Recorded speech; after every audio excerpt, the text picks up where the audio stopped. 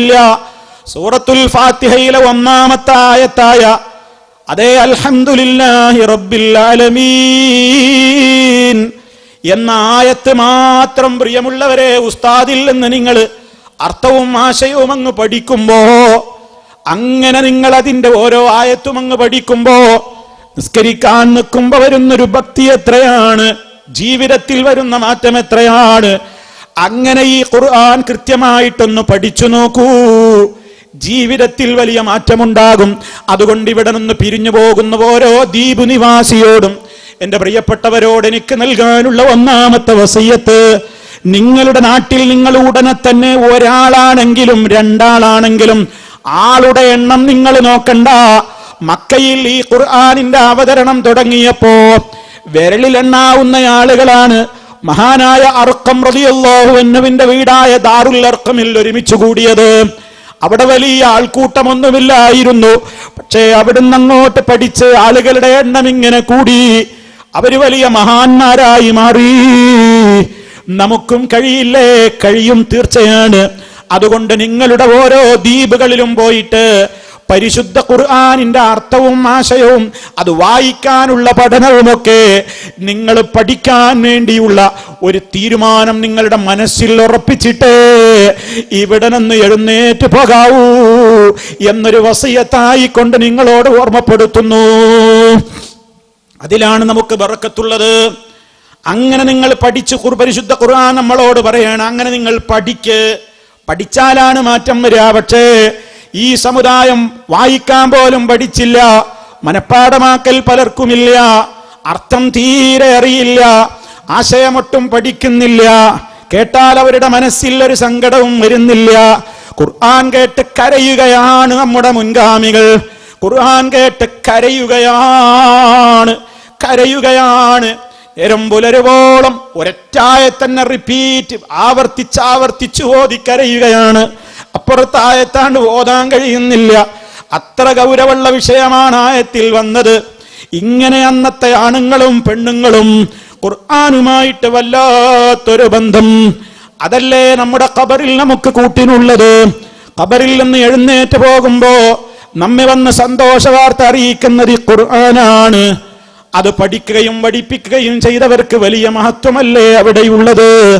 അതുകൊണ്ട് ഒന്നാമതായി പറയട്ടെ, ഈ ഗ്രന്ഥം ഖുർആൻ വിളിക്കുന്നത് ആദ്യം തന്നെ അത് പഠിക്കാനും ചിന്തിക്കാനുമാണ്.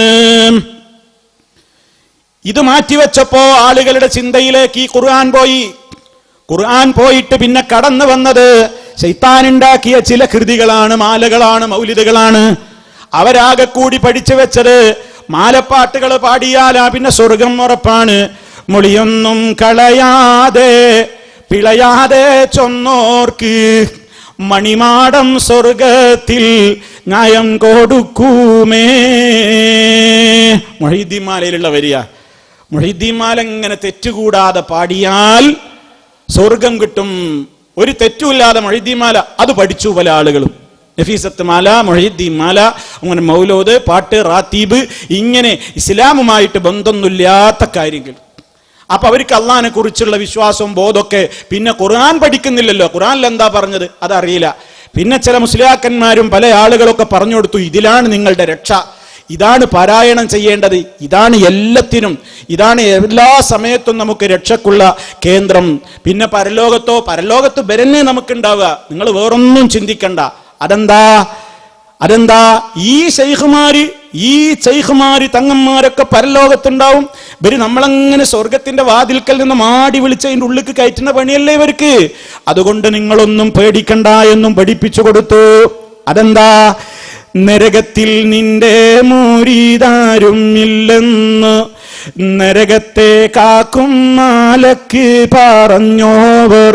എന്റെ മുരീദുകൾ നല്ലവരല്ലെങ്കിൽ എപ്പോഴും നല്ലവൻ ഞാനെന്ന് ചൊന്നോവർ.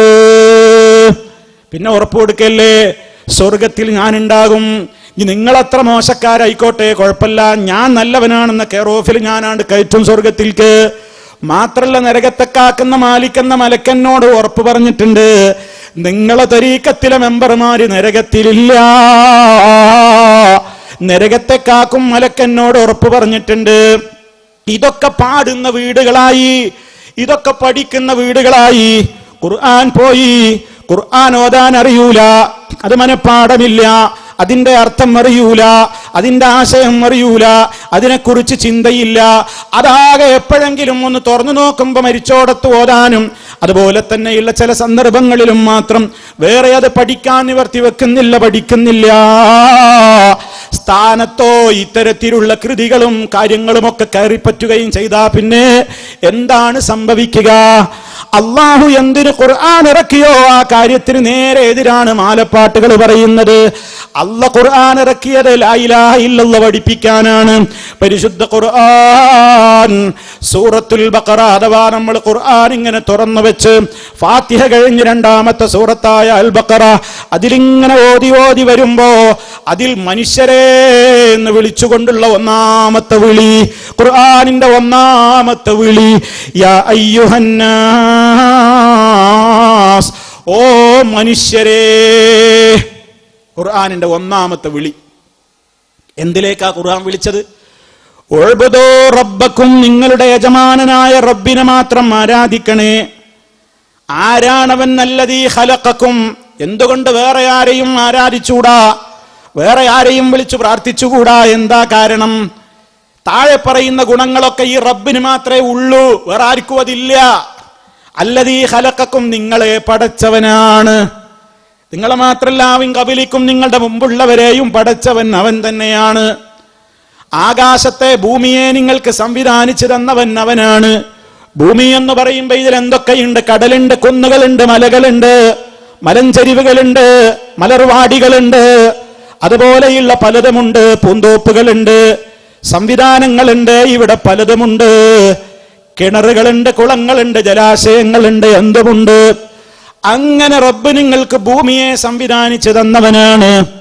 ഞാൻ നിങ്ങളോട് പറയണ്ടല്ലോ, ഈ പരന്നു കിടക്കുന്ന സമുദ്രത്തിൽ എത്രയാണ് ജീവജാലങ്ങളുള്ളത്? അത് റബ്ബ് നമുക്കല്ലേ കീഴ്പ്പെടുത്തി തന്നത്? ആ റബ്ബല്ലേ, ആ റബ്ബല്ലേ അതിൽ നിന്നും അതിൽ മത്സ്യത്തെ നിക്ഷേപിച്ചത്? അവനല്ലേ അതിൽ നിന്ന് നല്ല ഫ്രഷ് മാംസം നമുക്ക് നൽകുന്നത്? അവനല്ലയോ സംവിധാനങ്ങൾ ഒരുക്കി അതിലൂടെ വഞ്ചിയും ബോട്ടും ഷിപ്പും അതുപോലെയുള്ള സംവിധാനങ്ങളിലൂടെ സഞ്ചരിക്കാൻ കാരണമാക്കി തന്നത്?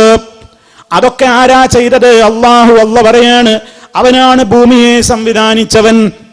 മുകളിലേക്ക് നോക്കിയാൽ കാണുന്ന ആകാശത്തെ സംവിധാനിച്ചവൻ, മഴ നിങ്ങൾക്ക് ഇറക്കിത്തരുന്നവൻ, അതിലൂടെ സസ്യലതാദികൾ ഉൽപ്പാദിപ്പിച്ച് നിങ്ങൾക്ക് വേണ്ട അന്നം തരുന്നവൻ. ഇതൊക്കെ പറഞ്ഞിട്ട് അല്ലാഹു പറയാണ്, ഫലാ തജഅലൂ ലില്ലാഹ്, ഇതൊക്കെ നിങ്ങൾക്ക് ചെയ്തു തന്ന ഒരേ ഒരു അല്ലാഹയാണല്ലോ. അതല്ല നിങ്ങൾക്ക് വാദമുണ്ടോ ഈ സമുദ്രത്തിൽ ഏതെങ്കിലും ഒരു മീനിനെ പടച്ചത് ഖാദിരിയ തരീഖത്തിന്റെ ശൈഖാണെന്ന്, ഏതെങ്കിലും ഒരു തങ്ങളാണെന്ന്? ഈ സമുദ്രത്തിന്റെ ഏതെങ്കിലും ഒരു ഭാഗത്തുള്ള ഏതെങ്കിലും ഒരു ജീവിയെ, ഒരു അചേതന വസ്തുവിനെ, ജീവനില്ലാത്തതിനെ സൃഷ്ടിച്ചത് ആരെങ്കിലുമാണെന്ന് അവകാശപ്പെടാൻ കഴിയുമോ? ഇല്ല. ഭൂമിയിൽ ഒന്നും അവർ പടച്ചിട്ടില്ല, ആകാശത്തുമില്ല. മഴ പെയ്യിപ്പിക്കാനും കഴിയില്ല, ഒന്നും മുളപ്പിക്കാനും കഴിയില്ല. എല്ലാം അള്ളയാണ്. നിങ്ങളെ പടച്ചതും മുൻഗാമികളെ പടച്ചതും അള്ളയാണ്. ആ അള്ള നമ്മളോട് പറയാണ്, എങ്കിൽ പിന്നെ നിങ്ങൾക്കൊക്കെ അറിയില്ലേ, നിങ്ങൾ അള്ളാഹ്ക്ക് പുറമെ ആരോടൊക്കെ വിളിച്ചു തേടുന്നുവോ, ആ തേടുന്ന ആളുകളാരും ഒരു പുൽക്കൊടിയെപ്പോലും പടച്ചിട്ടില്ലല്ലോ, ഒന്നും അവർ ഈ ലോകത്ത് ചെയ്തിട്ടില്ലല്ലോ. എങ്കിൽ ഇതൊക്കെ നിങ്ങൾക്കറിയാമായിരിക്കെ നിങ്ങൾ എന്തിനാണ് ഈ അള്ളാനെ വിട്ട് മറ്റുള്ളവരെ വിളിച്ചു പ്രാർത്ഥിക്കുന്നത്? ഫലാ തജഅലൂ ലില്ലാഹി അൻദാദാ വഅൻതും തഅലമൂൻ. ഇതൊക്കെ ശരിക്കും മനസ്സിലാക്കിയ ആളുകളാണ് നിങ്ങളെന്നിരിക്കെ നിങ്ങൾ ആ അള്ളാഹ്ക്ക് നിങ്ങൾ സമന്മാരെ സങ്കല്പിക്കല്ല. ഖുർആനിന്റെ ഒന്നാമത്തെ വിളിയാണ്, നമ്മൾ പഠിച്ചു വെക്കണം. ഒരാൾ നമ്മളോട് ചോദിക്കുകയാണ്, പരിശുദ്ധ ഖുർആൻ ഇങ്ങനെ വായിക്കാൻ തുടങ്ങിയാൽ ആദ്യത്തെ മനുഷ്യരെ എന്ന വിളി ഏതാന്ന് ചോദിച്ചാൽ ഇതാണ്. എന്നിട്ട് എന്താ പറയുന്നത്? നിങ്ങളുടെ റബ്ബിനെ മാത്രം ആരാധിക്കണം. അവിടെ തന്നെ പ്രശ്നമായി. റബ്ബിനെ വിട്ടു, റഹ്മാനായ റബ്ബിനെ വിളിക്കുന്നില്ല. കാരണം അവിടെ ഓഫർ കിട്ടിയില്ലേ? വല്ലേ നീലെത്തീന്നും എന്നെ വീളിപ്പോർക്ക് വൈകൂടാതുത്തീരം ചെയ്യും ഞാൻ എന്നോവർ കണ്ണിൽ കാണാത്തതും കൽബകത്തുള്ളതും കൺകൊണ്ട് കണ്ട പോൽ കാട്ടി പറഞ്ഞോവർ. മുഹീദ്ദീൻ മാല എന്ന് പറയുന്ന മാലപ്പാട്ടിൽ മുഹീദ്ദീൻ ശൈഖ് പറയാണ് പോലും, വല്ല നിലത്തൊന്നും നിങ്ങൾ ഇടങ്ങേറാകുമ്പോ എന്നെ വിളിച്ചോ, ഞാൻ അവിടെ എത്തും, ഞാൻ നിങ്ങൾക്ക് ഉത്തരം നൽകും. നിങ്ങൾക്കൊരു തെറ്റിദ്ധാരണയും വേണ്ട. ഓ ശൈഖേ, നിങ്ങളങ്ങ് ബഗ്ദാദിലെ ഖബറിൽ മരിച്ചിട്ട് എത്ര കാലമായി, അതൊന്നും നിങ്ങൾ നോക്കണ്ട. നിങ്ങളുടെ എല്ലാം എനിക്കറിയാ. നിങ്ങളുടെ കണ്ണിൽ കാണാത്തതും നിങ്ങളുടെ കൽബകത്തുള്ളതും കൺകൊണ്ട് കണ്ട പോൽ കാട്ടി പറഞ്ഞോറി. നിങ്ങളുടെ ഹൃദയത്തിന്റെ ഉള്ളിലെ വിചാരവികാരങ്ങൾ വരെ എനിക്കറിയാം. അതുകൊണ്ട് ധൈര്യമായി എന്നെ വിളിച്ചോ എന്ന് ശൈഖ് മുഹ്യിദ്ദീൻ അബ്ദുൽ ഖാദിർ ജീലാനി പറഞ്ഞു എന്നാണ് ഖാദിരിയ ത്വരീഖത്തുകാരുടെയും മറ്റുള്ളവരുടെയും ഒക്കെ മാലപ്പാടുകൾ അവകാശപ്പെടുന്നത്. മുഹ്യിദ്ദീൻ ശൈഖ് അത് പറഞ്ഞിട്ടില്ല. മുഹ്യിദ്ദീൻ ശൈഖ് റഹിമഹുല്ലാഹ് അത് പഠിപ്പിച്ചയാളല്ല കേട്ടോ. അതുകൊണ്ട് അദ്ദേഹത്തിന്റെ മേൽ കറ്റികെട്ടി കളവുണ്ടാക്കി പാടുന്നതാണിത്.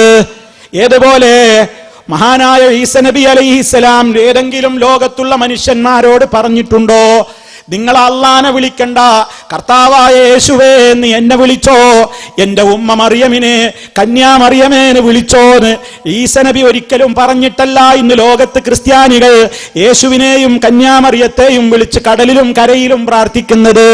ഇതേപോലെ മഹാനായ ശൈഖ് ജീലാനി ഒരിക്കലും നിങ്ങൾ ഈ ബുദ്ധിമുട്ടുമ്പോ എന്നെ വിളിച്ചോ എന്ന് പറഞ്ഞിട്ടല്ല. അവരുടെ പേരിൽ കള്ളം പറയുകയാണ്, അവരുടെ പേരിൽ ഇല്ലാത്തത് പറയുകയാണ്. അതുകൊണ്ട് നമ്മൾ ശരിക്കും മനസ്സിലാക്കണം, എവിടെ നിന്ന് വിളിച്ചാലും വിളി കേൾക്കാൻ കഴിവുള്ള ഒരൊറ്റ ശക്തിയേ നമുക്കുള്ളൂ, അത് അല്ലാഹു റബ്ബുൽ ആലമീൻ. അവൻ മാത്രമേ ഉള്ളൂ, അവൻ മാത്രമേ ഉള്ളൂ. വേറെ എല്ലാരെ കേൾവിക്കും പരിധിയുണ്ട്. ഒരു പരിധിയില്ലാതെ ധൈര്യമായിട്ട് വിളിച്ചോ അല്ലാഹ്. ലക്ഷദ്വീപിന്റെ ഈ കടമത്ത് ദ്വീപിൽ നിന്നും, ഇനി കവരത്തിയിൽ നിന്നാണെങ്കിലും, ഇനി മറ്റേത് രാഷ്ട്രത്തിൽ നിന്നാണെങ്കിലും അല്ലാഹ് എന്ന് ധൈര്യമായി വിളിച്ചോ. കാരണം എന്താ, നമ്മളത് വിളിക്കുമ്പോൾ നമ്മളെ മനസ്സ് ശരിക്കും ഉറച്ച് വിശ്വസിക്കണം, എൻ്റെ റബ്ബ് എന്നെ കാണുന്നു, എൻ്റെ വിളി കേൾക്കുന്നു. ഇനി സംസാരിക്കാൻ കഴിയാത്തൊരു, സംസാരശേഷിയില്ലാത്തൊരു മനുഷ്യനും ദുആയില്ലേ, അയാൾക്കും ഇല്ലേ തേട്ടം. അയാൾ അല്ലാഹ് വിളിക്കുന്നത് കേൾക്കുന്നുണ്ട്, അയാളെ മനസ്സുകൊണ്ട് അയാൾ വിളിക്കുന്നുണ്ട്, അതും അല്ലാഹ് കേൾക്കുന്നുണ്ട്. അള്ളാഹ്ക്ക് ശബ്ദം വേണ്ട, സ്ഥലകാലത്തിന്റെ പരിധിയൊന്നും അള്ളാഹ്ക്കില്ല. അടുക്കെന്ന് വിളിച്ചാലേ കേൾക്കൂ, അകലെയാ കേൾക്കൂല, അതൊന്നുമില്ല. ഉറക്കെ പതുക്കെ എന്ന പ്രശ്നമല്ല, ഭാഷ പ്രശ്നമല്ല, നേരം പ്രശ്നമല്ല. എല്ലാവരും കൂടി ഒന്നിച്ചു ചോദിച്ചാലോ അതും അള്ളാഹ്ക്ക് പ്രശ്നമല്ല. നമ്മളോട് രണ്ടാൾ കൂടിയിട്ട് വർത്താനം പറഞ്ഞാൽ തന്നെ നമ്മൾ ആകെ വിഷമിച്ചിട്ട് പറയും, അല്ല ചങ്ങാതെ എന്താ നിന്റെ ഒക്കെ മനസ്സ്, നിർത്ത്, ഒരാൾ സംസാരിക്കുക, നിങ്ങളല്ലേ എനിക്ക് മനസ്സിലാവുള്ളൂ എന്നാ നമ്മൾ പറയാ. ഈ ലോകത്തുള്ള കോടാനുകോടി മനുഷ്യന്മാര്, ലോകത്തുനിന്ന് 5000-ഓളം ഭാഷകളുണ്ടെന്നാണ് കണക്ക് പറയുന്നത്. അതിൽ 200-ഓളം ഭാഷകളും നമ്മുടെ ഇന്ത്യ രാജ്യത്താണ്. ആ ഭാഷകളിലൊക്കെ ഒരേ സമയത്ത് വ്യത്യസ്ത കാര്യങ്ങൾക്ക് വേണ്ടി ആളുകൾ ഇങ്ങനെ അള്ളാനെ വിളിക്കുമ്പോ അള്ളാഹ്ക്കതൊന്നൊരു പ്രശ്നമല്ല. ഓരോരുത്തരുടെയും വിളി വേറെ വേറെ കേട്ട്, വേറെ വേറെ മനസ്സിലാക്കി, വേറെ വേറെ ഓരോരുത്തർക്കും സഹായം ചെയ്യാൻ മാത്രം അല്ലാഹ് സമീആണ് കേട്ടോ, ബസീറാണ്, ഖദീറാണ്, അലീമാണ്. അള്ളാഹു അതിനൊക്കെ കഴിവുള്ളവനാണ്. അവന് ഭാഷ പ്രശ്നമല്ല, ഇരുട്ടെന്നോ വെളിച്ചമെന്നോ പ്രശ്നമില്ല, കടൽ കര എന്ന വ്യത്യാസമില്ല. എവിടെ വെച്ച് വിളിച്ചാലും നമ്മുടെ വിളി കേൾക്കും, നമ്മെ കാണും, നമ്മുടെ മനസ്സറിയും. എന്ത് ചോദിച്ചാലും തരാൻ മാത്രം ആ ഖജനാവിലുണ്ട്. എത്ര കൊടുത്താലും വറ്റാത്ത ഉറവയാണത്. മാഇന്ദക്കും യൻഫദു. ജനങ്ങളെ, നിങ്ങളുടെ കയ്യിൽ എത്ര കോടികൾ ഉണ്ടായാലും അതിനൊക്കെ ഒരു പരിധിയുണ്ട്. അതൊക്കെ തീർന്നു പോകും, അതൊക്കെ വറ്റിപ്പോകും. അതേ അവസരത്തിൽ അള്ളാന്റെ ഖജനാവിലുള്ളത് ബാക്കിൻ, അത് ബാക്കിയാണ്. ലോകത്തുള്ള മുഴുവൻ ജനങ്ങളും കൂടെ ഒരു പ്രദേശത്ത് നിന്നിട്ട് അള്ളഹാനോട് ചോദിച്ചിട്ട് റബ്ബ് അവർക്ക് എല്ലാവർക്കും കൂടെ അങ്ങ് കൊടുത്താലും പടച്ച റബ്ബിന്റെ ഖജനാവിൽ നിന്ന് അല്പം പോലും കമ്മി വരൂല. അത്ര വിശാലനായ, വാസിയായ, അലീമായ റബ്ബാണ്. ഈ റബ്ബിനെ വിട്ടിട്ടാണ് ശൈഖേ രക്ഷിക്കണേ, തങ്ങളെ കാക്കണേ, ബദിരീങ്ങളെ, മമ്പർത്തപ്പാപ്പ, പുത്തമ്പള്ളിയിലെ വലിയ മൊനമ്പത്ത ബീവി, ഇങ്ങനെ പലരെയും വിളിച്ചു പ്രാർത്ഥിച്ചു കൊണ്ടിരിക്കുന്നത്. അത് വിളിക്കുന്നവന്റെ മനസ്സിലും എന്താണ് അവൻ വിശ്വസിക്കുന്നത്? ഞാനൊരു ശൈഖിനെ വിളിച്ചാൽ, തങ്ങളെ വിളിച്ചാൽ, ഔലിയയെ വിളിച്ചാൽ എന്നയാള് കാണുന്നുണ്ട്, എന്നെ കേൾക്കുന്നുണ്ട്, എന്റെ മനസ്സ് പോലും അറിയാം. അതുകൊണ്ട് പള്ളിയിൽ കയറിയാൽ പോലും ഇല്ലാത്ത പേടിയാണ് ദർഗയിൽ കയറിയാൽ.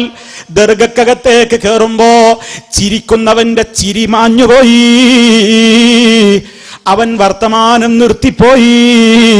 വളരെ ഭവ്യതയോടെ തലകുനിച്ചിട്ടാണ് ആ ഖബറിന്റെ ഭാഗത്ത് നിൽക്കുന്നത്. അതേ, അവൻ പള്ളിയിൽ കയറി ബീഡി വലിക്കും, അവൻ പള്ളിയിൽ കയറിയിട്ട് ഉറക്കെ പൊട്ടിച്ചിരിക്കും, പള്ളിയിൽ കയറിയിട്ട് നാട്ടുവർത്തമാനം പറയും, പള്ളിയിൽ കയറിയിട്ട് പലതും അവൻ സംസാരിക്കും. പക്ഷേ ദർഗക്കകത്ത് കയറിയാൽ അവന്റെ ശ്വാസം വീഴുന്ന ശബ്ദം പോലും അവൻ അതാ വളരെ കൺട്രോൾ ചെയ്യുന്നു. എല്ലാം കേൾക്കുന്ന കാണുന്ന റബ്ബിനെ പേടിയില്ല. എന്തോ മരിച്ചുപോയ ആരാണ് ഏതാണെന്ന് പോലും അറിയാത്ത ഒരാളുടെ ഖബറിന്റെ സമീപത്ത് ചെല്ലുമ്പോ കൈകാല് വിറക്കുന്നു. അവിടെ വെച്ച് കള്ളസത്യം ചെയ്യാൻ മടിയില്ല, അവിടെ വെച്ച് കള്ളസത്യം ചെയ്യാൻ അവന് പേടിയാണ്. അള്ളാന്റെ പേരിൽ എത്ര നുണയും അവന് പറയാൻ പേടിയില്ല. വല്ലാഹി വല്ലാഹി ഞാൻ ചെയ്തിട്ടില്ല എന്ന് പറയുന്ന അവനോട് തന്നെ ചോദിക്കേണ്, എന്നാ പിന്നെ ഉജറാപ്പള്ളിയിൽ അല്ലെങ്കിൽ ആ ദർഗയിൽ ഇന്ന ഭാഗത്ത് പോയിട്ട് നീ ഒന്ന് പറയാമോ, അവിടെ പോയിട്ട് ഇതൊന്ന് ആവർത്തിക്കാൻ പറ്റുമോ എന്ന് ചോദിച്ചാ അവൻ പേടിച്ചു വിറക്കുകയാണ്. ആരെയാണ് പേടിക്കുന്നത്? അള്ളാനെയാണോ? ആരെയാണ് സ്നേഹിക്കുന്നത്? അള്ളാനെയാണോ അതോ മറ്റുള്ളവരെയാണോ? وَمِنَ النَّاسِ مَن يَتَّخِذُ مِن دُونِ اللَّهِ أَندَادًا يُحِبُّونَهُم كَحُبِّ اللَّهِ وَالَّذِينَ آمَنُوا أَشَدُّ حُبًّا لِلَّهِ. ഈമാനുള്ള മുഅ്മിനീങ്ങൾക്ക് ഏറ്റവും പേടിയും സ്നേഹമൊക്കെ അള്ളാഹിനോടാണെങ്കിൽ ഇത്തരത്തിലുള്ള കക്ഷികളേറെ സ്നേഹിക്കുന്നത് അള്ളാഹു അല്ലാത്ത ആളുകളെയാണ്. അള്ളാഹിനേക്കാൾ അവർക്ക് സ്നേഹം, അള്ളാഹിനേക്കാൾ അവർക്ക് ബഹുമാനം, അള്ളാഹിനേക്കാൾ അവർക്ക് ആദരവ് ഇത്തരത്തിലുള്ള ആളുകളെയാണ്. കാരണം അവരില്ലെന്ന് കുരുത്തക്കേട് പറ്റും. അവര് നമ്മളെ കാണുന്നുണ്ട്, ഇപ്പൊ കേൾക്കുന്നുണ്ട്. ദർഗയിൽ കയറിയിട്ട് കള്ളസത്യം ചെയ്താൽ അപ്പൊ തന്നെ കയ്യും കാലും കുഴഞ്ഞു പോകും. കാരണം തങ്ങൾ പാപ്പ ഖബർ കിടന്ന് കാണുകയാണ്, എല്ലാം കേൾക്കാണ്. ഇപ്പൊ അപകടം പറ്റും. അതേ അവസരത്തിൽ അള്ളാഹിനെ പേടിയില്ല. ഇതെന്തേ എത്തിപ്പോകാൻ കാരണം? അള്ളാന്റെ ഖുർആൻ അങ്ങ് ഒഴിവാക്കിയിട്ട് മാലപ്പാട്ടും മൗലിദും കെട്ടിപ്പുഴകി പൊട്ടിപ്പുണർന്നുപോയി. ഇതിൽ നിന്ന് രക്ഷപ്പെടണം. അതുകൊണ്ട് ഏകനായ അള്ളാഹുവിനെ മാത്രം വിളിച്ചു പ്രാർത്ഥിക്കണം. ആ റബ്ബേ നമ്മുടെ എല്ലാം കാണുകയുള്ളൂ. മറ്റൊരാൾക്കും നമ്മുടെ എല്ലാം കാണാനും കേൾക്കാനും കഴിയൂല. ജീവിച്ചിരിക്കുന്നവർ ഔലിയക്ക് വരെ അതിന് കഴിയോ? പിന്നെ എങ്ങനെ മരിച്ചാ കഴിയാം? നിങ്ങൾ ചോദിച്ചു നോക്കി മുസ്ലിയാക്കന്മാരോട്, പല സ്ഥലങ്ങളിലും വന്ന് ജനങ്ങളോട് മഹാന്മാരെ വിളിച്ച് തേടിക്കോ എന്ന് പറയുന്ന ആളുകളോടൊന്ന് ചോദിക്കേ. അല്ല മുസ്ലിയാരെ, നിങ്ങൾ പറയുന്നു ഔലിയ മരിച്ചാൽ ഇപ്പൊ നമ്മൾ വിളിച്ചാ കേൾക്കുമെന്ന്. എന്നാ പിന്നെ ജീവിച്ചിരിക്കുന്ന ഒരു ഔലിയയുടെ പേര് പറയാമോ? ഉസ്താദിനോട് ചോദിക്കേ. അപ്പൊ ഉസ്താദ് ഒരു മൗലിയരെ ഒരു ഔലിയയുടെ പേര് പറയുമ്പോ ഉസ്താദിന്റെ മുമ്പിൽ വെച്ച് വിളിക്കണം, ഔലിയ പാപ്പാ രക്ഷിക്കണേ. എന്നിട്ട് മൗലിയരോട് ചോദിക്കണം, ഇതിപ്പോ ഔലിയ കേട്ടോ, ആ ഔലിയപ്പത് കേട്ടോ, അയാളിപ്പ നമ്മളെ സഹായിക്കോ, അയാളിപ്പ നമ്മളെ രക്ഷിക്കോ? ഒരിക്കൽ ഗൾഫിൽ നിന്ന് ഒരു സഹോദരൻ ഉള്ളാൾ തങ്ങളുടെ മോൻ എന്ന് പറയുന്ന ഇപ്പോഴുള്ള കൂറത്തങ്ങളെ വിളിക്കുകയാണ്. അയാളെ വിളിച്ചിട്ട് പറയണേ, തങ്ങൾ പാപ്പാ, ഞാൻ നിങ്ങളെ ഇന്നലെ എത്ര തവണയാ വിളിച്ചത്? എന്റെ കാറിന്റെ ടയർ പൊട്ടി ഞാൻ മരുഭൂമിയിൽ പ്രയാസപ്പെട്ടപ്പോ ഞാൻ നിങ്ങളെ ഇന്നലെ എത്ര തവണ വിളിച്ച്? ഞാൻ അറിഞ്ഞില്ലല്ലോ, ഞാൻ കേട്ടില്ലല്ലോ. തങ്ങൾ സാധാരണ മറുപടി പറയാം. മൂപ്പര് ചിന്തിച്ചില്ല ഈ ചോദ്യത്തിന്റെ കുടുക്ക്, മൂപ്പര് ആലോചിച്ചില്ല. പെട്ടെന്ന് പറഞ്ഞ, മോനെ നീ എപ്പോ വിളിച്ചു? ഞാൻ അറിഞ്ഞില്ലല്ലോ. ഞാൻ നിങ്ങളെ എത്ര തവണ വിളിച്ച്? ഞാൻ അറിഞ്ഞില്ലല്ലോ മോനെ. എന്നാ ഫോൺ ഓഫായിട്ടോ സൈലന്റ് ആയിട്ടോ ഒക്കെ ആയിരിക്കും. ഫോണിൽ വിളിച്ചത് വരെ ഔലിയപ്പാപ്പ നിങ്ങൾക്ക് അറിയില്ലെങ്കിൽ നിങ്ങൾ മരിച്ചാല് നിങ്ങളെ ദർഗയിലും അല്ലാത്തവിടത്തും നിന്നിട്ട് തങ്ങളെ രക്ഷിക്കണേന്ന് ഇടങ്ങേറ് വരുമ്പോ വിളിച്ചാൽ നിങ്ങൾ കേൾക്കുമല്ലേ? ജീവിച്ചിരിക്കുമ്പോ നിങ്ങൾക്ക് ഈ കണ്ണും കാതും ഒക്കെ ഉണ്ടായിട്ട് പോലും നിങ്ങളത് കേൾക്കൂലല്ലേ? എന്തിനാ ഇങ്ങനെ ഈ രൂപത്തിൽ ആളുകളെ പഴപ്പിക്കാൻ നടക്കുന്നത് എന്ന് ചോദിച്ചപ്പോ, നീ പഴച്ചോനാടാന്നും പറഞ്ഞിട്ട് ഫോൺ അങ്ങ് കട്ട് ചെയ്തു. ഇതാണ് ഇന്നത്തെ ഔലിയ എന്ന് പറയുന്ന ആളുകളുടെ അവസ്ഥ. ചിന്തിക്കാനാ പറയുന്നത്. നമ്മളെ രക്ഷിക്കാനും നമ്മുടെ വിളി കേൾക്കാനും നമുക്ക് ഉത്തരം നൽകാനും ഏകനായ റബ്ബേ ഉള്ളൂ. പ്രിയമുള്ളവരെ, നമ്മൾ ബുദ്ധിമുട്ടുമ്പോ ആരും നമ്മളെ രക്ഷിക്കാനുണ്ടാവില്ല. എന്താണ് പ്രവിശാലമായ കടൽ, ആ കടലിൽ വെച്ച് മക്കയിലെ മുശ്രിക്കുകൾ പോലും തിരമാലകളും മലമാലകളുടെയും മുമ്പിൽ പതറിപ്പോകുമ്പോ എല്ലാവരെയും ഒഴിവാക്കി റബ്ബിനെ മാത്രം വിളിക്കേണ്. പക്ഷേ നമ്മളിവിടെ തോണി ഇറക്കുമ്പോ എന്തൊക്കെയാ പൂജാ പരിപാടികൾ, അതുപോലെ തന്നെ പല പരിപാടികൾ, തെങ്ങിന്റെ മലരെ പൂവ്, അതുപോലെ തന്നെ അതിനെ ഒരു വട്ടം 4, 6, 7 വട്ടമൊക്കെ ഒരു തവാഫ് ചെയ്യല്, പലരെയും വിളിക്കല്, പലരോടും സങ്കടം പറയല്. ആരോടാ ഇതൊക്കെ പറയേണ്ടത്? റഹ്മാനായ റബ്ബല്ലേ ഇതൊക്കെ തന്നത്. എല്ലാം തന്ന അള്ളാനെ വിടുക. നമ്മൾ സഹിക്കോ? എന്തേ ഈ ശിർക്ക് അള്ളാഹ് ഒരിക്കലും പൊറുക്കൂലാന്ന് ഇത്ര പറയാൻ കാരണം? അത് പറയാൻ എന്താ കാരണം നമ്മൾ ആലോചിച്ചിട്ടുണ്ടോ? പൊറുക്കൂല ഞാൻ അള്ളാഹ് പറഞ്ഞു, നരകത്തിന്ന് രക്ഷപ്പെടൂലാന്നാ പറഞ്ഞത് ശിർക്ക് ചെയ്ത് മരിച്ചുപോയവൻ. എന്തേ അള്ളാഹ്ക്ക് ഇത്ര ദേഷ്യം ഈ ശിർക്കിനോട്? കാരണം ഒക്കെ ചെയ്തു തരുന്നത് അള്ളാഹ്, നന്ദിയൊക്കെ മറ്റുള്ളവർക്ക് കൊടുക്കുക. ഇതൊരാൾ സഹിക്കോ? നിങ്ങൾ സഹിക്കോ? നമ്മൾ സഹിക്കോ? നിങ്ങൾക്കൊരു കുട്ടി ഉണ്ടായി, ആ കുട്ടി ഇങ്ങനെ ജനിച്ചു വളർന്നു, ഉമ്മ അതിന് മുലപ്പാൽ കൊടുക്കുന്നു, എല്ലാ ചെലവും നമ്മൾ കൊടുക്കുന്നു. മോൻ 5 വയസ്സായി, മദ്രസയിൽ കൊണ്ടാക്കി, സ്കൂളിൽ കൊണ്ടാക്കി, പുസ്തകം കൊടുത്തു, ഭക്ഷണം കൊടുത്തു, ചികിത്സ കൊടുത്തു, യൂണിഫോം വാങ്ങിക്കൊടുത്തു, എല്ലാ സംവിധാനങ്ങളും ചെയ്തു കൊടുത്തു, ചോദിക്കുന്നതൊക്കെ കൊടുത്തു. വിശക്കുന്നു പോന്ന് പറയുമ്പോ കടം വാങ്ങിയിട്ട് പോലും ഭക്ഷണം വാങ്ങിക്കൊടുത്തു, സംവിധാനങ്ങളൊക്കെ ചെയ്തു കൊടുത്തിട്ട് ഈ ചെക്കൻ അല്ലെങ്കിൽ ഈ ഒരു പെണ്ണ് നമ്മൾ പറഞ്ഞതൊന്ന് കേൾക്കാതെ ഒരു സമയത്തായാൽ അപ്പ കൊടുക്കൂലേ? ചള്ളക്ക് 4 എണ്ണം കൊടുക്കൂലേ? എന്തേ കാരണം? എടാ, നിന്നെ തീറ്റിപ്പോറ്റുന്നത് ഞാനാ നിനക്ക് തിന്നാൻ തരുന്നത്, ഞാനാ നിന്നെ സ്കൂളിൽ അയക്കുന്നത്, ഞാനാ നിന്റെ ഫീസ് അടക്കുന്നത്, ഞാനാ നിനക്ക് യൂണിഫോം വാങ്ങി തന്നത്, പറഞ്ഞ കേൾക്കൂലല്ലേ എന്നും ചോദിച്ചിട്ട് എത്രമാത്രം നമ്മൾ ദേഷ്യപ്പെടും, എത്ര അടിക്കാൻ ശ്രമിക്കും, എന്തൊക്കെ വാക്കുകൾ വരും. എന്നാ റഹ്മാനായ റബ്ബ് എത്ര ഹലീമാണ്, റബ്ബിന്റെ സബ്ർ എത്രയാണ്, അള്ളാഹുവിന്റെ ക്ഷമ എത്രയാണ്.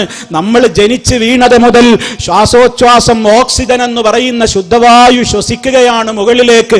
ഇന്ന് വരെ അള്ളാഹ് ബില്ല് ചോദിച്ചിട്ടില്ല, ഇന്ന് വരെ അതിന്റെ വില നമ്മൾ കണക്കാക്കിയിട്ടില്ല. വെള്ളം കുടിച്ചുകൊണ്ടേയിരിക്കുകയാണ്, അത് നിന്നിട്ടില്ല. എന്താ, ബ്ലഡ് ഇങ്ങനെ ശരീരത്തിലൂടെ ഒഴുകിക്കൊണ്ടിരിക്കുകയാണ്. ഇന്ന് വരെ ബില്ല് ചോദിച്ചിട്ടില്ല. ഒരു ആസ്തമയുടെ അസുഖം വന്നിട്ട് രാത്രി ശ്വസിക്കാൻ കഴിയുന്നില്ല, ബേജാറായി വെപ്രാളപ്പെട്ട് എല്ലാവരും കൂടെ താങ്ങിപ്പിടിച്ച് അടുത്തുള്ളൊരു ഹോസ്പിറ്റലിൽ എത്തിയാൽ ഓക്സിജൻ പാർലറിൽ കയറ്റി കിടത്തി 1/2 മണിക്കൂർ ഓക്സിജൻ സിലിണ്ടറിൽ നിന്ന് ശുദ്ധമായ വായു ഇങ്ങനെ ശ്വസിച്ച് കിടത്തി. കുറച്ച് കഴിഞ്ഞിട്ട് ഇങ്ങോട്ട് പോരുമ്പോ കാണാം, പോകല്ലേ ഒരു ബില്ലുണ്ട്. 1/2 മണിക്കൂർ ഓക്സിജൻ ശ്വസിച്ചതിന് രൂപ എത്രയാണെന്ന് കാണുമ്പോൾ അയാൾക്ക് പിന്നെയും ശ്വാസം മുട്ടിളകാണ്. എന്താ കാരണം? ഓക്സിജന് വില കണക്കാക്കി. ഇന്ന് വരെ നമ്മളവിടെ ആരോ അള്ളാഹ് ചോദിച്ചോ, എത്രയായി ദീപടങ്ങുന്ന ലോകത്ത് മുഴുവൻ ഓക്സിജൻ സിലിണ്ടർ വേണോ? നമ്മളിങ്ങനെ ശ്വസിച്ചു വിട്. ആരെങ്കിലും ബില്ല് ചോദിച്ചോ? ചോദിച്ചില്ല. ലക്ഷക്കണക്കിന് സിരകളിലൂടെ എത്ര ഗാലൻ ബ്ലഡാണ് പമ്പ് ചെയ്തുകൊണ്ടിരിക്കുന്നത്, ഹൃദയത്തിലും തലച്ചോറിലൂടെയൊക്കെ എത്രയാ ഇത് പോയിക്കൊണ്ടിരിക്കുന്നത്. ഒരു ആക്സിഡന്റ് പറ്റി, അല്ലെങ്കിൽ ഒരു ഉമ്മാക്ക് പ്രസവത്തിന്റെ സമയത്ത് ബ്ലഡ് ആവശ്യമായി വന്നു, ഇന്ന് വരെ ബ്ലഡിന്റെ വില അറിഞ്ഞിട്ടില്ല. ബ്ലഡ് ബാങ്കിൽ പോയിട്ട് ഇന്ന പോസിറ്റീവ് അല്ലെങ്കിൽ നെഗറ്റീവ് ബ്ലഡ് വേണം, വാങ്ങി വരുമ്പോൾ ഒരു ബില്ലുണ്ട്. ഇന്ന് വരെ അതിനാരും വിലയറിഞ്ഞിട്ടില്ല. റഹ്മാനായ റബ്ബ് നമ്മളെ ഏത് കാലം മുതൽക്ക് തുടങ്ങിയതാ നോട്ടം.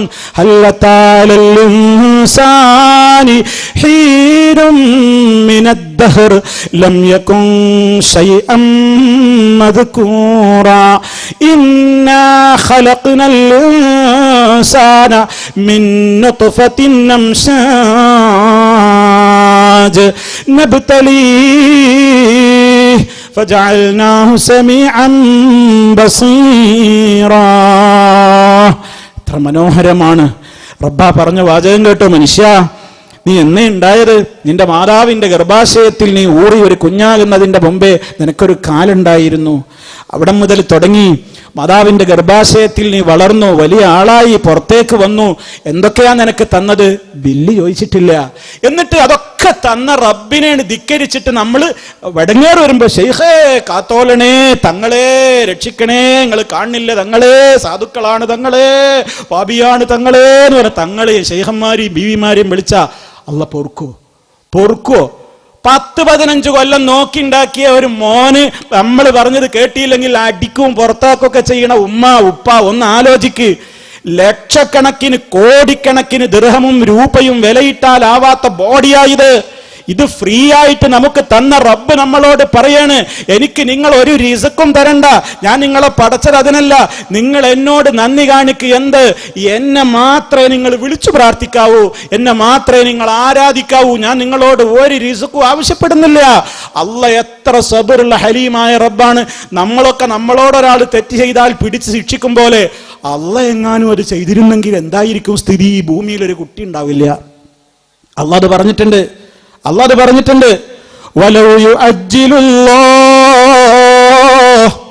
അല്ലാഹു തിരക്ക് കൂട്ടിയിരുന്നുവെങ്കിൽ, നമ്മൾ ചെയ്യുന്ന തിന്മകൾക്ക് അല്ലാഹ് ഇങ്ങനെ അപ്പോഴക്കപ്പോഴേ പിടിച്ച് ശിക്ഷിച്ചിരുന്നുവെങ്കിൽ,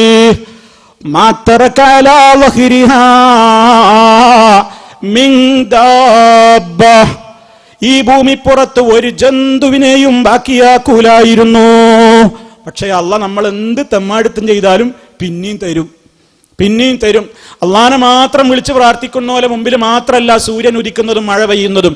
അള്ളാഹ്ക്ക് ഏറ്റവും വെറുപ്പുള്ള സംഗതി ചെയ്യുന്നവനക്കും സൂര്യപ്രകാശം കിട്ടുന്നുണ്ട്, കാറ്റേൽക്കുന്നുണ്ട്, വെള്ളം കൊടുക്കുന്നുണ്ട്, എല്ലാം കൊടുക്കുന്നുണ്ട്. ഈ ദുന്യാവ് നോക്കിയിട്ട് ആരും വിലയിരുത്തണ്ട. ഞങ്ങളൊക്കെ വളരെയും വിളിച്ച് പ്രാർത്ഥിച്ചിട്ടും ഞങ്ങൾക്ക് വെച്ചടി ബർക്കത്തും അനുഗ്രഹമല്ലേ. നിങ്ങൾക്ക് എന്താന്ന് ചോദിക്കണ്ട. ഈ ദുന്യാവ് കൂലി കൊടുക്കുന്ന ലോകമല്ല, കൂലി കൊടുക്കുന്ന ലോകം പരലോകമാണ്. അവിടെ അത് തെളിയും, ഇവിടെ എല്ലാവർക്കും കിട്ടും. ഇവിടെ റഹ്മാനായ റബ്ബിന്റെ സംവിധാനം അങ്ങനെയാണ്. പക്ഷെ അത് വിചാരിച്ചിട്ട് എല്ലാ തോന്നിയാസവും ചെയ്യുമ്പോൾ അതൊക്കെ അള്ളങ്ങനെ മനസ്സിലാക്കിയിട്ടും എന്നെങ്ങനെ ആദരിച്ച് പിന്നെയും തരികയെന്നാരും വിചാരിക്കരുത്. അത് അള്ളാഹു തആല അങ്ങനെ അയച്ചിട്ട് തരിക. ചൂണ്ടലിങ്ങനെ അയച്ചിട്ട് കൊടുക്കുന്നില്ലേ, കൊത്തിന്ന് കണ്ട ഒറ്റ വലിയ, പിന്നെ ചള്ളക്കുള്ള പിടുത്തണ്ടല്ലോ, അതിന്ന് പിന്നെ രക്ഷപ്പെടാൻ സമ്മതിക്കൂല എന്നാണ് അള്ളാഹു സുബ്ഹാനഹു വ തആല അള്ളാഹു അവൻ അർഹിക്കുന്ന നിലക്ക് നമുക്ക് പഠിപ്പിച്ചു തന്നിട്ടുള്ളത്. ആ ഓർമ്മ വേണം. അങ്ങനെ പരിശുദ്ധ ഖുർആനിന്റെ ഒന്നാമത്തെ വിളി, ഖുർആൻ വിളിക്കുന്നു. ഒന്നാമത്തെ വിളി എന്താണ്? ഇത് വായിച്ചു പഠിക്കണമെങ്കിൽ ഇതിലുള്ള കാര്യം മനസ്സിലാവുള്ളൂ. കാര്യം മനസ്സിലാതെ ഇപ്പൊ തൗഹീദൊന്നും അതിൽ പറഞ്ഞിട്ട് കാര്യമില്ലല്ലോ. അപ്പൊ അതാദ്യം പഠിക്കണം. 2, മനസ്സിലാക്കേണ്ട കാര്യങ്ങളിൽ ഒന്നാമത്തെ കാര്യം എന്താ?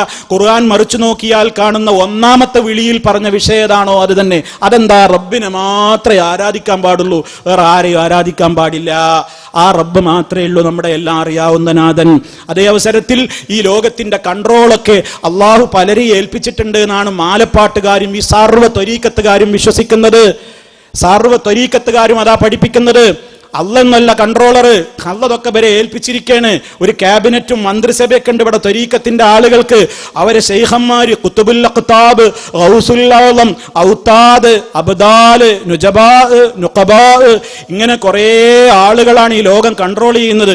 അവര് ലോകത്തിന്റെ ഓരോ ദ്വീപിൽ സമ്മേളനം ഉണ്ടവരെ നമ്മൾ കാണൂല. കാരണം അവരെ പേരെന്നെ കാണാത്ത മനുഷ്യന്മാര് എന്നാണ്. കാണാത്ത മനുഷ്യന്മാര് എന്നാ പേര്. പിന്നെ അവരെ സമ്മേളനം നമ്മൾ കാണൂലല്ലോ. റിജാലുൽ ഗൈബ് എന്നാ പേരെന്നെ, അദൃശ്യ പുരുഷന്മാർ. അപ്പൊ പെണ്ണുങ്ങൾ കാര്യമായിട്ട് അതിലില്ല. റിജാലുൽ ഗൈബാണ്, അദൃശ്യ പുരുഷന്മാര്. ഇവരിങ്ങനെ സമ്മേളനം ലോകത്ത് നടക്കും. കടമത്തേക്ക് ഇപ്പൊ നമ്മൾ എത്ര മഴ കൊടുക്കണം, കടമത്തിപ്പോ എത്ര മീൻ വേണം എന്നൊക്കെ അവരാ തീരുമാനിക്കുന്നത്. ത്വരീഖത്തുകാരന്റെ വിശ്വാസാണ്. അങ്ങനെ അവരാണ് ലോകം മുഴുവൻ കൺട്രോൾ ചെയ്യുന്നത്. അവരാണ് എല്ലാം നിയന്ത്രിച്ചു കൊണ്ടിരിക്കുന്നത്.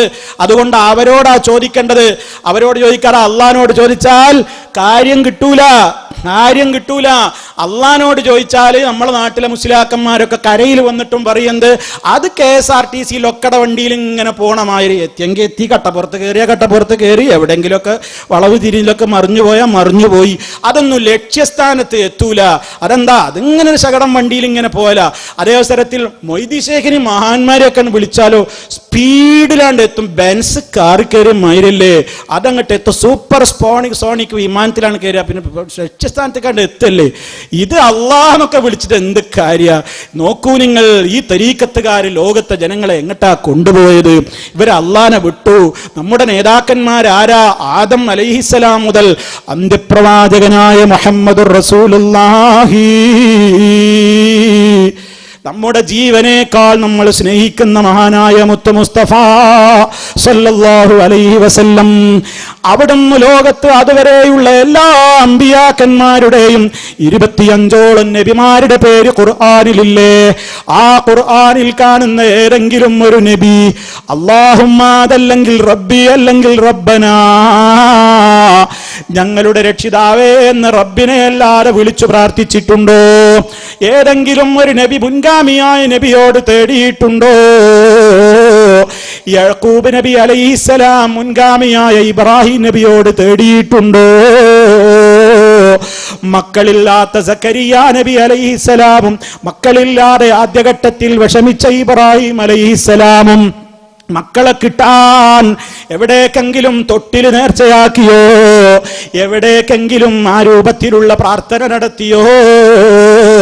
അയ്യൂബ് നബി അലൈഹിസ്സലാം എന്ന മഹാനായ പ്രവാചകൻ രോഗം കൊണ്ട് പ്രയാസപ്പെട്ടപ്പോ മറ്റാരെയെങ്കിലും വിളിച്ച് ശിഫക്ക് തേടിയോ? ഏതെങ്കിലും ഒരു പ്രവാചകനോട് നേരിട്ട് വിളിച്ചു തേടിയോ? ഹക്ക് ജാഹ് ബർക്കത്ത് കൊണ്ട് തേടിയോ? മറിച്ച് എന്തെങ്കിലും വിഷമം വന്നാൽ മഹാനായ നബി സല്ലല്ലാഹു അലൈഹി വസല്ലമ സഹാബത്തിനോട് പറയണോ, സഹാബിമാരെ, നിങ്ങൾക്ക് മനസ്സിന് സുഖമില്ലെന്ന് തോന്നുന്നുണ്ടോ? നിങ്ങൾ ഉറപ്പിച്ച് ആവർത്തിച്ച് പറയണേ, ലാ ഇലാഹ ഇല്ലല്ലാഹുൽ അലീമുൽ ഹലീം, ലാ ഇലാഹ ഇല്ലല്ലാഹു റബ്ബുൽ അർശിൽ അലീം, ലാ ഇലാഹ ഇല്ലല്ലാഹു റബ്ബുസ് സമാവാതി വറബ്ബുൽ അർളി വറബ്ബുൽ അർശിൽ കരീം. ഇത് വെറുതെ കേട്ടുപോകല്ല ഉമ്മമാരെ, ഇത് വെറുതെ കേട്ടുപോകല്ല ഉപ്പമാരെ. ഈ ദിക്ർ നിങ്ങളുടെ മനസ്സിൽ വേണം.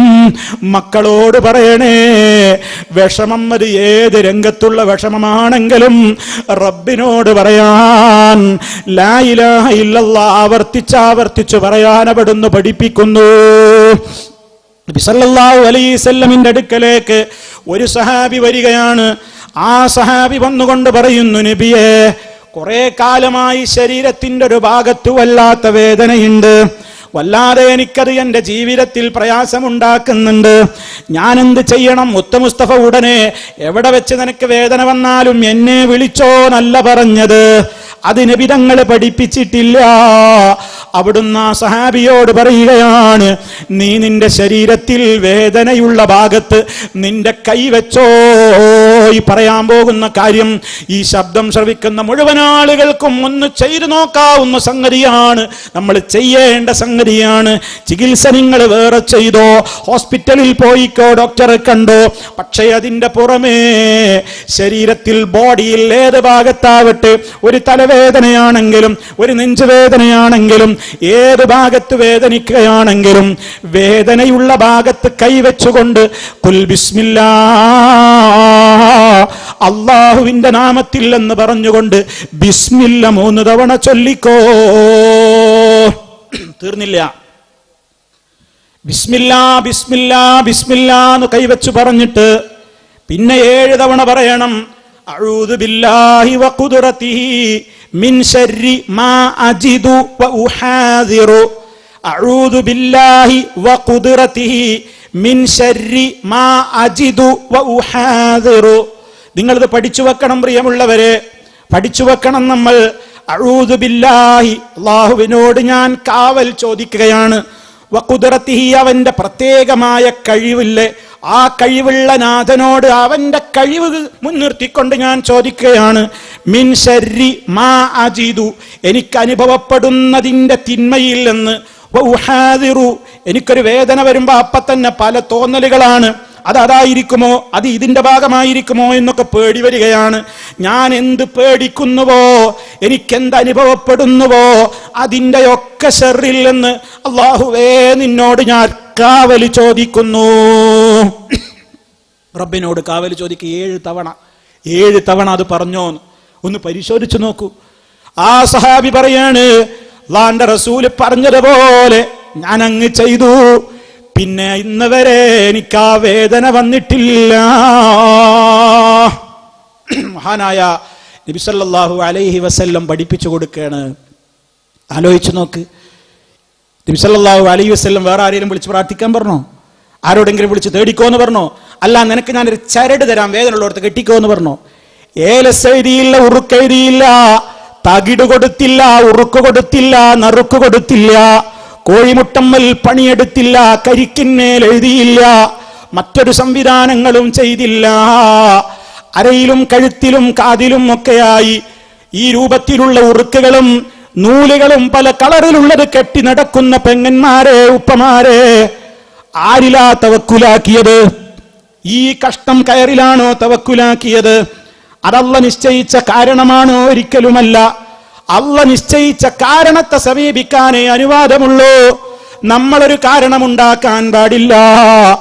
അല്ല നിശ്ചയിച്ച കാരണങ്ങളെ സമീപിക്കാം. അതിൽപ്പെട്ടതാണ് അള്ളാനോട് ദുആ ചെയ്യൽ, അതിൽപ്പെട്ടതാണ് മരുന്ന് കഴിക്കൽ, ചികിത്സിക്കൽ. ചരടും നൂലും മുറുക്കും ഹോമവും തകിടുമൊന്നും അല്ല നിശ്ചയിച്ചിട്ടില്ല. വാഹനത്തിൽ ഇങ്ങനെ ബോട്ടോടിക്കുമ്പോ കപ്പലോടിക്കുമ്പോ കൺട്രോൾ ചെയ്യുന്ന കൺട്രോൾ റൂമിൽ, അതേ ക്യാപ്റ്റൻ ഇരിക്കുന്ന റൂമിൽ ഇങ്ങനെ തകിടും അക്കങ്ങളും കളങ്ങളും എഴുതി വെച്ച് അയാൾ വിശ്വസിക്കേണ്ട ഇതിപ്പോ അവിടെ ഉള്ളത് കൊണ്ടാണ് ഇതിങ്ങനെ നേർദിശയിൽ ഇങ്ങനെ സഞ്ചരിച്ചു കൊണ്ടിരിക്കുന്നു. റബ്ബല്ലയോ കടൽ വെള്ളം നിറച്ചത്? റബ്ബല്ലേ ബോട്ട് നിർമ്മിക്കാൻ സംവിധാനം തന്നത്? റബ്ബല്ലടോ നിന്റെ കൈ കൊണ്ട് ഡ്രൈവിംഗ് ചെയ്യാൻ സംവിധാനം തന്നത്? റബ്ബല്ലേ നിനക്ക് എഴുന്നേറ്റ് നിൽക്കാൻ തൗഫീക്ക് നൽകിയത്? അതിലൊന്നും കടന്നു വരാത്തവർ ശൈഖാണോ നിന്നെ അവിടെയൊക്കെ രക്ഷിക്കുന്നത്? അഫലാ തഅഖിലൂൻ, ചിന്തിക്കുന്നില്ലേ എന്ന് അള്ളാഹ് ആവർത്തിച്ച് ചോദിക്കുന്നത് നമ്മളോടാണ്. പക്ഷേ നമുക്ക് അതും മനസ്സിലായില്ല.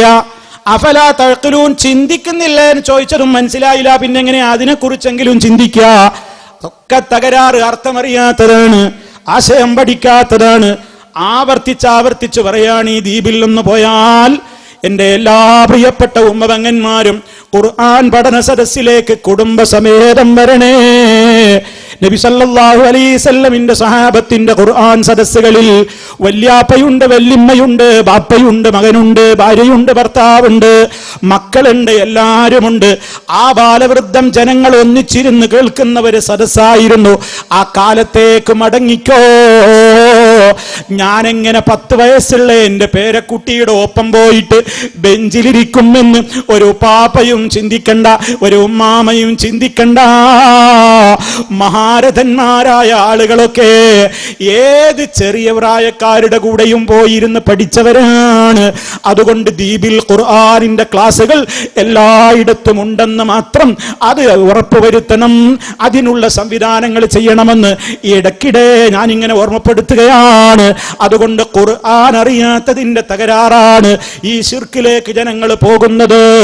അല്ലാഹ് പഠിപ്പിച്ച ഖുർആനിലൂടെ ഔലിയാക്കളെന്ന് പറയുന്നവർക്ക് പടച്ചവനെ പേടിയുള്ള മഹാന്മാരാണ്. പക്ഷേ മാലപ്പാട്ടിൽ അത് പ്രശ്നമല്ല.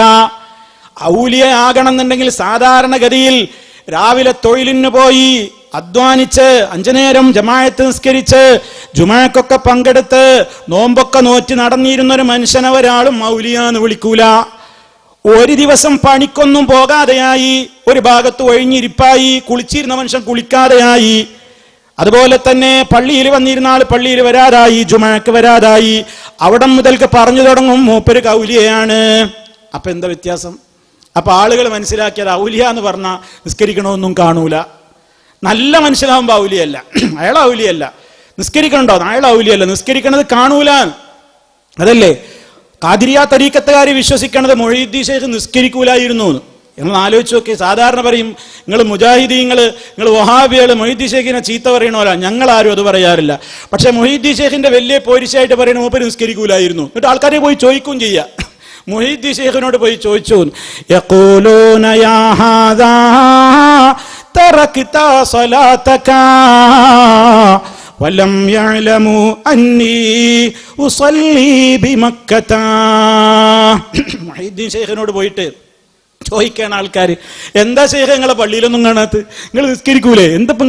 എന്തപ്പങ്ങളൊരു സ്വഭാവമൊക്കെ ഇങ്ങനെ, എന്തെങ്കിലും നിസ്കാരമൊക്കെ ഒഴിവാക്കിക്കണത്? ശൈഖിനോട് പോയിട്ട് ചോദിക്കണം എന്നുണ്ടെങ്കിൽ ജനങ്ങൾ കാണുക അയാൾ നിസ്കരിക്കുന്നില്ല എന്നല്ലേ ആ പറയുന്നതിന്റെ അർത്ഥം? അതുപോലും ചിന്തിക്കാത്തവനല്ലേ ഇത് എഴുതി വെച്ചത്? ജനങ്ങളത് പോയി ചോദിക്കണം എന്നുണ്ടെങ്കിൽ ഇയാൾ നിസ്കരിക്കൂല എന്നല്ലേ ജനങ്ങൾ കാണുക? നിസ്കരിക്കണ്ടേ പിന്നെ നിങ്ങൾ നിസ്കരിക്കാത്ത ചോദിക്കോ? മൊഹീദ്ദീൻ ശൈഖിനോട് പേരിൽ അതുവരെ പറഞ്ഞുണ്ടാക്കി. എന്നിട്ട് മൊഹീദ്ദീൻ ശൈഖ് മറുപടിയും പറഞ്ഞല്ലോ, ഈ ചോദിക്കാൻ വരുന്ന ആളുകൾക്കുണ്ടോ അറിയുന്നു ഞാൻ എല്ലാ ദിവസവും മക്കത്തുനിന്നാ നിസ്കരിക്കണത് കേട്ടോ. അത് പറയാൻ വേണ്ടിയിട്ടാണ് വേറൊരു നുണ പറയണേ. മക്കത്തുനിന്നാ മൂപ്പർ എപ്പോഴും നിസ്കരിക്കും, അതുകൊണ്ട് ഇവിടെ നിസ്കരിക്കണത് കാണൂല. ഇവർ ഔലിയാക്കന്മാരൊക്കെ എങ്ങനെയുണ്ടെന്നാ പറയാ. 40 തടിയാണ്, 300 തടിയാണ്, 36,000 തടിയാണ്. എന്നാലോ എല്ലാ തടി, ഏതൊക്കെ തടിയുണ്ടോ എല്ലാ തടിയും തിന്നണത് കാണും, നിസ്കരിക്കണത് ഒരു തടി അത് കാണൂല. പാമ്പും കൂട്ടിൽ ഇങ്ങനെ നിർത്തിയിട്ട് ഇങ്ങനെ വേലായുധൻ പണ്ട് പാമ്പിന്റെ കൂടെ കിടന്ന ഒരു ചില്ലുകൂട്ടിൽ ഔലിയ എന്ന് പറഞ്ഞവനെ പിടിച്ചിട്ടിട്ട് ചോദിക്കണം, ഔലിയേ നിങ്ങൾ നിസ്കരിക്കണത് കാണുമോ? കാണൂല. എന്നാ നിങ്ങൾ തിന്നണവും ഞങ്ങൾ കാണണ്ട. അവിടെ നിട്ടോക്കിയ വിലായത്ത് പമ്പ കിടക്കും. എല്ലാ ത്വരീക്കത്തരും അതോടുകൂടെ ദീപ് വിടും. ഒന്നാലോചിച്ച് നോക്കി, ഇവരിങ്ങനെ ഗഞ്ചാവ് ഇങ്ങനെ അടിച്ച് അവരെ കണ്ണ് എപ്പോഴും ലൗഹില്ലാതെ എന്നോ വരുന്ന പിപ്പിരി കയറിയിട്ട് ആ കണ്ണ് മേലോട്ട് പോണത്. അതിങ്ങനെ ഗഞ്ചാവ് അടിച്ചിട്ട് ഇങ്ങനെ റമദാനിലൊക്കെ ഇങ്ങനെ ഇരിക്കുകയാണ്, നോമ്പുമില്ല ഒന്നുമില്ല. എന്നിട്ട് ഇവരിങ്ങനെ ആണുങ്ങളെ കണ്ടാലും മുത്തും, പെണ്ണുങ്ങളെ കണ്ടാൽ തല മുതൽ ആ കാല് വരെ മുത്തും. തങ്ങൾ പാപ്പാനെ ഒഴിഞ്ഞു കൊടുക്കലും തങ്ങൾ പാപ്പാനെ മടി കിടത്തലും ഇങ്ങനെ എല്ലാ രൂപത്തിലുള്ള വൃത്തികേടുകളും ചെയ്യുന്ന ആളുകൾ അവർ ഈ പാവപ്പെട്ട ഈ ദ്വീപുകളിലൊക്കെ വന്നിട്ട് തരീക്കത്താന്നും പറഞ്ഞിട്ട് ആളുകളെ ഫസാദിലാക്കുകയാണ്. ശരിക്ക് ചിന്തിച്ചോളിൻ, നിങ്ങളുടെ ഈമാൻ പോക്കറ്റടിച്ച് കൊണ്ടുപോകാൻ ഒരാളെയും സമ്മതിക്കരുത്. ഔലിയ വലിയ എന്നൊക്കെ പറഞ്ഞാൽ ഉണ്ട്, അവരൊക്കെ ഉണ്ട്. പക്ഷെ അവര് നിസ്കരിക്കും, നിസ്കാരം കൃത്യണ്ടാകും, സക്കാത്ത് കൊടുക്കാൻ കഴിവുള്ള വലിയാണ്, സക്കാത്ത് കൊടുക്കും, നോമ്പെടുക്കും. ഇത് CM മടവൂര് കോഴിക്കോട് കരയിലേക്ക് നിങ്ങൾ പോണില്ലേ, കരയിൽ പോയാൽ മടവൂര് നിസ്കരിക്കൂലായിരുന്നു എന്നാണ്. സ്വർണത്തിന്റെ ചെയിന് ധരിക്കും. നബി സല്ലല്ലാഹു അലൈഹി വസല്ലം ഒരു കയ്യിൽ സ്വർണം പിടിച്ചിട്ട് എന്താ പറഞ്ഞത്? ഇത് എന്റെ സമുദായത്തിലെ ആണുങ്ങൾക്ക് ഹറാമാണ്. CM മടവൂര് സ്വർണം ധരിച്ചിരുന്നു, മമ്പർത്തപ്പാപ്പ സ്വർണത്തിന്റെ മോതിരം ധരിച്ചിരുന്നു, പട്ട് ധരിച്ചിരുന്നു എന്നാണ് മദ്ഹിൽ പറയുന്നത്. നിസ്കരിക്കണത് കാണൂല. എന്താ നിങ്ങൾ നിസ്കരിക്കാത്തെന്ന് ചോദിച്ചപ്പോ എന്നാ നോക്കിക്കോന്ന് പറഞ്ഞ കൈ കാണിച്ചെടുത്തു. കയ്യിലുണ്ട്. അപ്പം ഇങ്ങനെ കഴബ തെളിയുന്നു. കഴബ ഇങ്ങനെ തെളിയാണ്. ആരുടെ കയ്യില്? ഇയാളുടെ കയ്യിൽ തന്നെ കഴബ തെളിയ. എന്നിട്ട് ആ കഴബയിൽ മൂപ്പരിങ്ങനെ അവിടെ ഇങ്ങനെ ഇമാമായിട്ട് മൂപ്പരിങ്ങനെ ഹറമിൽ നിസ്കരിക്കാണ്. ഹറമിലിങ്ങനെ നിസ്കരിക്കുകയാണ് മൂപ്പര്. CM മടവൂര് മുസ്ലിം നിസ്കരിക്കണില്ല. അപ്പൊ ഞാൻ എപ്പോഴും അവിടെയാണ്. അങ്ങനെ എല്ലാ സമയത്തും ഇവരിങ്ങനെ അങ്ങോട്ട് പോവാണ്. സ്ക്രീനിൽ കഅബ തെളിയുന്നു, അവിടെ ഇമാമത്ത് നിൽക്കുന്നു. ഇങ്ങനത്തെ ആളുകൾ ഇവർ പറയുന്നു ഞങ്ങൾ ഔലിയാക്കന്മാരാണ്. ഇവർക്ക് ആരും വലുതല്ല. ഈ തരീക്കത്തുകാർ എവിടേക്കാ കൊണ്ടുപോണത്? എല്ലാ കരയിൽ നിന്ന് വരുന്ന മുസ്ലിയാക്കന്മാരോട് ചോദിക്കുക, അല്ല ഈ മുൻകർ നക്കീറിന്റെ അടുത്ത് നമ്മൾ ഔലിയ വടി പിടിച്ചു വാങ്ങി എന്ന് പറയുന്നത് ശരിയാണോ? ആ ശരി തന്നെയാണ്. അങ്ങനെ വിശ്വസിക്കൂലേ? വടി പിടിച്ചു വാങ്ങിയില്ലേ?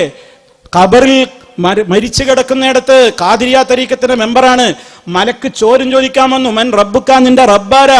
അയാൾ മിണ്ടണില്ല. ആരടോ നിന്റെ റബ്ബ്? പറടാ.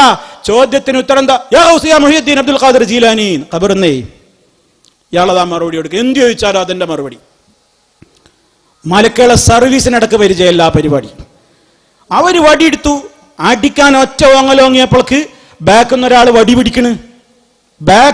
വടി പിടിക്കണ്. കരയിന്ന് വരുന്ന സർവ്വ മുസ്ലിയാക്കന്മാരോടും, തരീക്കത്തിന്റെ ഖാദിരിയ തരീക്കത്താണെങ്കിലും, നഖ്ശബന്ദിയാണെങ്കിലും, സുഹ്റവർദിയാണെങ്കിലും, ചോറ്റൂര് തരീക്കത്താണെങ്കിലും, കൊണ്ടോട്ടി തരീക്കത്താണെങ്കിലും, ഏത് തരീക്കത്തുകാരനാണെങ്കിലും, ഷംസിയയാണെങ്കിലും, ഇനി ഏത് ആലുവയിലെ യൂസഫ് സുൽത്താനും ചിശ്തി ഖാദിരി എത്ര ബടാ പേരുള്ള ആളാണെങ്കിലും എല്ലാവരോടും ചോദിക്കേ, മൊയ്തീൻ ഷെയ്ഖിനെ സംബന്ധിച്ച് മൊയ്തീൻ ഷെയ്ഖ് ഖബറിന്ന് വടി പിടിച്ചു വാങ്ങിയല്ലേ? മലക്കുകളെ സർവീസിലടക്കം ഇന്ന് വരെ പരിചയമല്ല, വടി കാണാനല്ല. അള്ളാന്റെ അടുക്ക പോയിട്ട് പരാതി പറയണേ, അല്ലാ ദേ ചോദ്യം ചോദിച്ച് ഉത്തരം പറഞ്ഞില്ല എന്ന് കണ്ടപ്പോ നിന്റെ നിർദ്ദേശം ഉണ്ടല്ലോ അടി കൊടുക്കണമെന്ന്. ഞങ്ങൾ അടിക്കാൻ ഓങ്ങിയതോടുകൂടെ വടി ഒരാൾ പിടിച്ചു വാങ്ങി. അള്ള കൂളായിട്ട് പറയണ, അത് നിങ്ങൾ അങ്ങനെ ഒരു പ്രശ്നമാക്കൊന്നും വേണ്ട, അപ്പുറത്തുണ്ട് നിന്റെ ഒരു മൊയ്തീൻ എന്ന് പറഞ്ഞ ഒരാൾ കിടക്കുന്നുണ്ട്, അയാളോട് പോയിട്ട് മാപ്പ് പറഞ്ഞ് വടി വാങ്ങിക്കോളി എന്ന് പറഞ്ഞു. ആലോചിച്ച് നോക്കണം. ഈ വിശ്വാസല്ലേ ഇതാ ത്വരീക്കത്ത് അങ്ങട്ടാ കൊണ്ടുപോകണത്. ഇതൊക്കെ പറയുന്നറിയുന്നത് കൊണ്ട് അങ്ങോട്ടാരും കേൾക്കാൻ വരരുതെന്ന് മൗലവിമാർ പറഞ്ഞു കൊടുക്കുന്നത് അല്ലേ? റൂഹിന്റെ കൊട്ട തട്ടിയില്ലേ? പിടിച്ചു കൊണ്ടുപോവാണ്. റൂഹ് പിടിച്ചു കൊണ്ടുപോകുമ്പോ എന്റെ മുരീദിന്റെ റൂഹിന് താന്ന് പറഞ്ഞു. മലക്ക് പറയാ തരാൻ പറ്റൂലാന്ന്. തരൂലല്ലേ എന്ന് ചോദിച്ചു. ഒറ്റ തട്ടാണ്. എന്താ ഇവിടെ കടലിൽ നിന്ന് മീൻ പിടിച്ചിട്ട് ഇങ്ങനെ കൊട്ടയിലാക്കി കൊണ്ടുപോകുമ്പോൾ റൂഹുമായിട്ട് പറക്കല്ലേ മൂപ്പര്. അതങ്ങോട്ട് വാങ്ങി ഒറ്റ തട്ട്. അന്ന് പീഡിച്ചുള്ള റൂഹുകളൊക്കെയും ഉണ്ടന്ത കൊട്ടയിൽ ക്ഷണമിൽ തുറന്നിട്ടത് തന്നിൽ ഉള്ള ഉയിരുകളെ തുള്ളി പാറപ്പിച്ച് പാറ്റി വീടുത്തോവർ. അന്ന് പിടിച്ചുള്ള റൂഹുകളൊക്കെയും ഉണ്ട് അന്തക്കൊട്ടയിൽ എല്ലാമേ ഉണ്ട്. ആ റൂഹുകളൊക്കെ എടുത്ത് തട്ടി അങ്ങ് പറിച്ച് ശരശരാതെ എല്ലാ റൂഹും താഴത്തേക്ക് ഇങ്ങനെ വരികയാണ്. ആ റൂഹ് ഇങ്ങനെ വരുന്ന രംഗാലോചിച്ചൊക്കെ ഇങ്ങനെ മൂടിക്കിടത്തി മൊലിയരിരുന്നിട്ട് ഇങ്ങനെ ഓതുകയാണ്. അപ്പളായിരിക്കും മൂപ്പര് എണീക്കണം. കാരണം അപ്പളാ കിട്ടിയത് റൂഹ്. ഇങ്ങനത്തെ ഇല്ലാത്ത കഥകൾ പറഞ്ഞ് എന്നിട്ട് തീർന്നില്ല. അപ്പോഴും മൊയ്തീൻ ശൈഖ് അള്ളാന്റെ അടുത്ത് പോയിട്ട് അള്ളാന്റെ അടുക്കൽ പോയിട്ട് ഈ മലക്ക് പോയിട്ട് സങ്കടം പറയും, എന്ന് പിടിച്ച പണിയൊക്കെ ബാത്തിലായിരിക്കണം എന്ന് പറഞ്ഞു. അപ്പൊ പറഞ്ഞു, എന്ത് മനുഷ്യൻ, എന്താളുകളാ നിങ്ങള്, ഒന്ന് കൊടുത്തെങ്കിൽ മറ്റുള്ളതൊക്കെയും പോകുമോ ചോദിച്ചത് എന്റെ ഹൗസല്ലേ. എടാ ഒന്നല്ല അയാൾ ചോദിച്ചുള്ളൂ, അതാണ് കൊടുത്തിക്കുകയാണെങ്കിൽ അന്നെടുത്ത എല്ലാ പണിയും ബാത്തിലാകുമായിരുന്നോ? ബാക്കിയുള്ളത് കേട്ടെങ്കിലും ഇങ്ങോട്ട് പോരായിരുന്നില്ല നിങ്ങൾക്ക്? അവിടെ ആക്ഷേപമാണ്. ആലോചിച്ച് നോക്കണം. ഇത് വിശ്വസിക്കുന്നില്ലേ? ഖാദിരിയ തരീക്കത്തുകാർ കേൾക്കണം, നിങ്ങളോട് ചോദിക്കണം. ഖാദിരിയ തരീക്കത്തും ജീലാനി തരീക്കത്തും ഏത് തരീക്കത്ത് അവരൊക്കെ ഇത് വിശ്വസിക്കുന്നില്ലേ?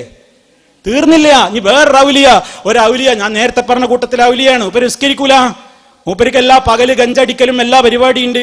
അപ്പൊ അങ്ങനെ നടക്കണ റോട്ടിൽ കറങ്ങി കുട്ടികൾ ഒരു 10-50 പിന്നാലെ കൂടി, 10-50 കുട്ടികൾ പിന്നാലെ കൂടിയിട്ട് പറഞ്ഞ്, ഹേ ഇതെന്താ ഔലിയ, ഇയാൾ എന്താ ഔലിയ എന്ന് പറഞ്ഞ് ഇയാളങ്ങനെ മക്കാറാക്കി കൊണ്ട് കുറച്ച് കുട്ടികൾ പിന്നാലെ, ഇയാൾ ഔലിയ പാപ്പ ഇത്ര എന്ത് ഔലിയ എന്നൊക്കെ പറഞ്ഞ് കുറച്ച് കുട്ടികൾ ഇങ്ങനെ പിന്നാലെ. ഔലിയക്ക് ദേഷ്യം പിടിച്ചു, ഔലിയക്ക് ദേഷ്യം പിടിച്ചു. തരീക്കത്തുകാർ മറുപടി പറയണം. അവർ പഠിപ്പിക്കണം എന്ത്, ഈ ഔലിയ വേഗം അസ്രായീലിനെ വിളിച്ചു. അസ്രായീലിനെ മലക്കുൽ മൗത്ത് എന്നാണ് പരിശുദ്ധ ഖുർആനും അതുപോലെ തന്നെ നബി സല്ലല്ലാഹു അലൈഹി വസല്ലം പഠിപ്പിച്ച്, റൂഹ് പിടിക്കുന്ന മലക്കിന്റെ പേര് അസ്രായീലാണ് എന്ന് സ്വഹീഹായ ഹദീസിലൊന്നും വന്നിട്ടില്ല. അത് കൂട്ടത്തിൽ ചേർത്ത് വായിക്കുക. ശരി, അപ്പൊ അസ്രായീലിനെ വിളിച്ചിട്ട് പറഞ്ഞു, അസ്രായീലേ 10-50 കുട്ടികളെന്റെ പിന്നാലെ നടന്നിട്ട് എന്നെ സ്വീപ്പാക്കുന്നുണ്ട്, ഇപ്പൊ മയ്യത്താക്കണ 50 കുട്ടികളെയും, ഇല്ലെങ്കിലുണ്ടല്ലോ മലക്കുകളുടെ പട്ടികയിൽ നിന്ന് എന്നെ ഞാൻ ഡിസ്മിസ് ആക്കുന്നു പറഞ്ഞു. എന്താ അറിയുന്നത്, മലക്കുൽ മൗത്തിന്റെ സർവീസിലുള്ള അങ്ങനത്തെ ഒരു ഭീഷണി. 50 എണ്ണത്തെ ഒപ്പം മയ്യത്താക്കണം, അല്ലെങ്കിൽ എന്നെ പിരിച്ചാൻ വിടുന്നു എന്നെ. അസ്രായീൽ പേടിച്ച് വേഗം വന്നു, 50 എണ്ണത്തിന്റെ റൂഹ് പിടിച്ചു. 50 എണ്ണവും സ്പോട്ടിൽ മയ്യത്തായി. ഇല്ലേ, നിങ്ങളെ കിതാബിലില്ലേ? ഇത് നിങ്ങൾ ഇങ്ങോട്ട് കേൾക്കാൻ വരരുതെന്ന് വെറുതെ അല്ല പറയുന്നത്. ഇതൊക്കെ കേട്ടാ ചിന്തിക്കൂല മനുഷ്യന്മാര്. ഈ ദ്വീപിലെ ജനങ്ങളെ പിന്നെ കുഴപ്പത്തിലാക്കാൻ പറ്റുമോ? ഇതല്ല വിശ്വസിക്കുന്നത്. ഇത് നിങ്ങളെ കിതാബിലില്ലേ? വലിയ മൗലാന പറഞ്ഞിട്ടില്ലേ? എന്തൊക്കെയാ പറഞ്ഞുണ്ടാക്കിയത്? അപ്പൊ ഇതൊക്കെ പരിശുദ്ധ ഖുർആൻ പരിചയപ്പെടുത്തുന്ന ഔലിയാക്കന്മാർക്ക് ഈ പരിപാടി ഒന്നും ഉണ്ടാവില്ല. അവർ ഒരാളെ മലക്കിനെ ഭീഷണിപ്പെടുത്തുന്ന പോയിട്ട് മലക്കുകളൊക്കെ ആദരിക്കുക, മലക്കുകളെ സംബന്ധിച്ചൊക്കെ ഇവര് മലക്കുകൾ നമുക്ക് പരിചയമുള്ള മലക്കുകളൊന്നുമല്ല, ഇവർക്ക് പരിചയമുള്ള മലക്കുകൾ. ഇവര് വിളിച്ചു തേടുന്ന കുറെ മലക്കുകളും ജിന്നുകളൊക്കെ ഉണ്ട്. ഇവരെ കുറെ ജിന്നുകളുണ്ട്. മദ്ഹബ് തൊംറയാൻ എന്നൊക്കെ പറഞ്ഞിട്ട് കുറെ ജിന്നുകളെ വിളിച്ച് പ്രാർത്ഥിക്കുന്ന ആൾക്കാരുണ്ട്. മുജാഹിദീങ്ങൾ ജിന്നിനെ വിളിച്ച് പ്രാർത്ഥിക്കുന്നു എന്ന് പറയുന്ന കുറെ വിവരദോഷികൾ ഉണ്ടാവും, പലയിടത്തും ഉണ്ടാവും. പെട്ടുപോകരുത്. നമ്മൾ ഒരു സ്ഥലത്ത് വെച്ച് ഒരു ജിന്നിനോടും ഒരു മലക്കിനോടും തേടാൻ പാടില്ല എന്നാണ് പഠിപ്പിക്കുന്നത്. എന്നിട്ട് വെറുതെ ഈ ജനങ്ങളെ കുഴപ്പത്തിലാക്കാൻ വേണ്ടിയിട്ട് മുജാഹിദീങ്ങൾ ജിന്നിനെ വിളിച്ച് പ്രാർത്ഥിക്കുന്നവരാണ്, മലക്കനെ വിളിച്ച് പ്രാർത്ഥിക്കുന്നവരാണെന്ന് പച്ച കള്ളം പറയുന്ന ഏതെങ്കിലും ആളുകളെ എവിടുന്നെങ്കിലും കേട്ടാൽ മനസ്സിലാക്കിക്കോളൂ, അത് വലിയ കളവാണ്. സുബ്ഹാനക ഹാദാ ബുഹ്താനുൻ അളീം. അല്ലാഹുവേ, നീ മഹാപരിശുദ്ധൻ, ഇത് വമ്പിച്ച നുണയാണ്, അപരാധമാണ്, വമ്പിച്ച നുണയാണ്, അപരാധമാണ് എന്നാണ് ഇതിന് മറുപടി പറയേണ്ടത്. അതേവസരത്തിൽ ഈ അള്ളാഹു അല്ലാത്തവരെ വിളിച്ചു പ്രാർത്ഥിക്കുന്ന ഈ കമ്പനിയോ ഇവരുടെ കുത്തുബിയത്ത് എടുത്തു നോക്കി, അതിൽ കുറെ ജിന്നൗലിയാക്കന്മാരെ പേരുണ്ട്, 15 പേരുണ്ട്. മദ്ഹബ്, തൊംറയാൻ, സൗബആൻ, ഹസ്തഷ്, കസ്കൂഷ്, പറയാൻ കഴിയൂല, ഒരുപാട് പേരുകളാണ്. പിന്നെയോ മലക്കുകള് യാ ഖമറായിൽ, യാ ശംസായിൽ, യാ തങ്കാഫീൽ, യാ മത്രായിൽ, ഒരു അറബിയിൽ ഒരു വേർഡ് ഉണ്ടാക്കിയിട്ട് അവസാനം ഈൽ ഈൽ ഈൽ എന്നിങ്ങനെ ചേർത്ത് കൊടുത്താൽ മലക്കുകളായി എന്ന് അവർ വിചാരിച്ച്. അറബിയിൽ ഒരു ആദ്യ അക്ഷരം പറയും, എന്നിട്ട് അതിന്റെ വാലായിട്ടൊരു ഈല് ചേർക്കും. എന്താ ജിബിരിയില്, മീക്കായിൽ എന്നൊക്കെ ഉണ്ടല്ലോ, ഇസ്രാഫീല്. അപ്പൊ ഒരു ഈല് ചേർത്താൽ പിന്നെ ഒക്കെ മല. അതിന്റെ ഇടയിൽ മത്രായി, കുത്രായി എന്നൊക്കെ ചേർക്കും. അതിൽ മത്രായില്, അതിൽ ബുത്രായില്, അതിൽ സൗമായില്, അതിൽ സൗബായില്, ഇങ്ങനെ ഷംസായില്, ഇങ്ങനെ കുറെ പേര്. ഇതൊക്കെ കുത്തുബിയത്തിന്റെ അവസാനത്തിലുണ്ട്. ഇവരൊക്കെ വിളിച്ചത് അജ്ബിയ, അജ്ബിയ മത്രായിൽ, അജ്ബിയ ശംസായിൽ എന്നൊക്കെ വിളിക്കുന്നുണ്ട് ഇവരെ. ഇങ്ങനെ മലക്കുകളെ വിളിച്ച് തേടുന്ന, മലക്കുകളെ വിളിച്ച് പ്രാർത്ഥിക്കുന്ന ഇതൊക്കെ പരിശുദ്ധ ഖുർആനിലുണ്ടോ?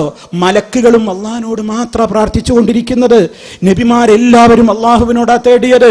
അതൊക്കെ എന്താ, ഖുർആൻ പഠിച്ചു പോയ പ്രശ്നമാണ്. അതുകൊണ്ടാ പറഞ്ഞത് സൂറത്തുൽ ഫാത്തിഹയുടെ പോലും അർത്ഥം നിങ്ങൾക്ക് പഠിക്കൽ നിർബന്ധമല്ല എന്ന് മാത്രമല്ല, സുന്നത്ത് പോലും ഇല്ലാന്നാണ് നമ്മുടെ കരയിൽ ഒരു മുസ്ലിയാരി എഴുതി വെച്ചതൊരു പുസ്തകത്തിലേന്ന്.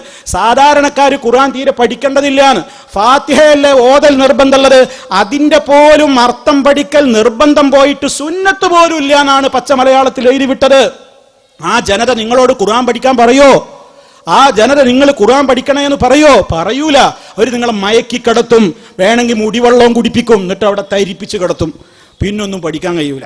നബി സല്ലല്ലാഹു അലൈഹി വസല്ലമിൻ്റെതാണ് എന്ന് പറഞ്ഞിട്ട് ബോംബെയിലെ തെരുവിൽ നിന്നുകൊണ്ട് ഏതോ ഒരു പെണ്ണിന്റെ മുടിയും കൊണ്ട് അത് സൂക്ഷിച്ചു വെച്ച് വെള്ളമിട്ടിട്ട് അത് ജനങ്ങളെ കുടിപ്പിച്ചിട്ട് ഒരു മോലിയർ ഒരുപാട് ആൾക്കാരെ ഉറക്കി മയക്കി കിടത്തിയിട്ടുണ്ട്. അവർ ഖുർആനിലേക്ക് തിരിഞ്ഞു നോക്കൂല. ഖുർആൻ നോക്കൂല. കാരണം അവർ ആ മുടിവെള്ളം കുടിച്ച് മയങ്ങി കിടക്കണം. ആ രൂപത്തിലുള്ള കുറെ ആളുകളുണ്ട്. ചട്ടിയും പാത്രവും കൊണ്ട് വരുന്നവരുണ്ട്. മുത്തുനബി കുടിച്ച പാത്ര എന്ന് പറഞ്ഞിട്ട് അത് വരുന്നവരുണ്ട്. മദീനത്തെ പള്ളിയിൽ അവിടെ നബി സല്ലല്ലാഹു അലൈഹി വസല്ലമിന്റെ ജാറത്ത് നിന്നെടുത്ത പൊടിയാണെന്ന് പറഞ്ഞ പൊടിയും കൊണ്ട് വരുന്ന കള്ളന്മാരുണ്ട്. ഒരിക്കലും അവിടെ നിന്നൊന്നും പൊടിയും കിട്ടൂല, ഒന്നും കിട്ടൂല. അങ്ങനെയുള്ള പല തട്ടിപ്പ് കൊണ്ടും പലരും വരുന്നുണ്ട്. മഹാനായ മുആദ് ബിൻ ജബൽ എന്ന് പറയുന്ന സഹാബി, ഖാലിദ്, ഇവരൊക്കെ മഹാന്മാരൊക്കെ ധരിച്ചിട്ടുള്ള വലിയ കോട്ട് ഖാലിദ് ബിൻ വലീദിന്റെ കോട്ടിന്റെ അടുത്തുണ്ട് എന്ന് പറഞ്ഞിട്ട് കോട്ടൊക്കെ ഇട്ട് വരുന്ന ആളുകളുണ്ട്.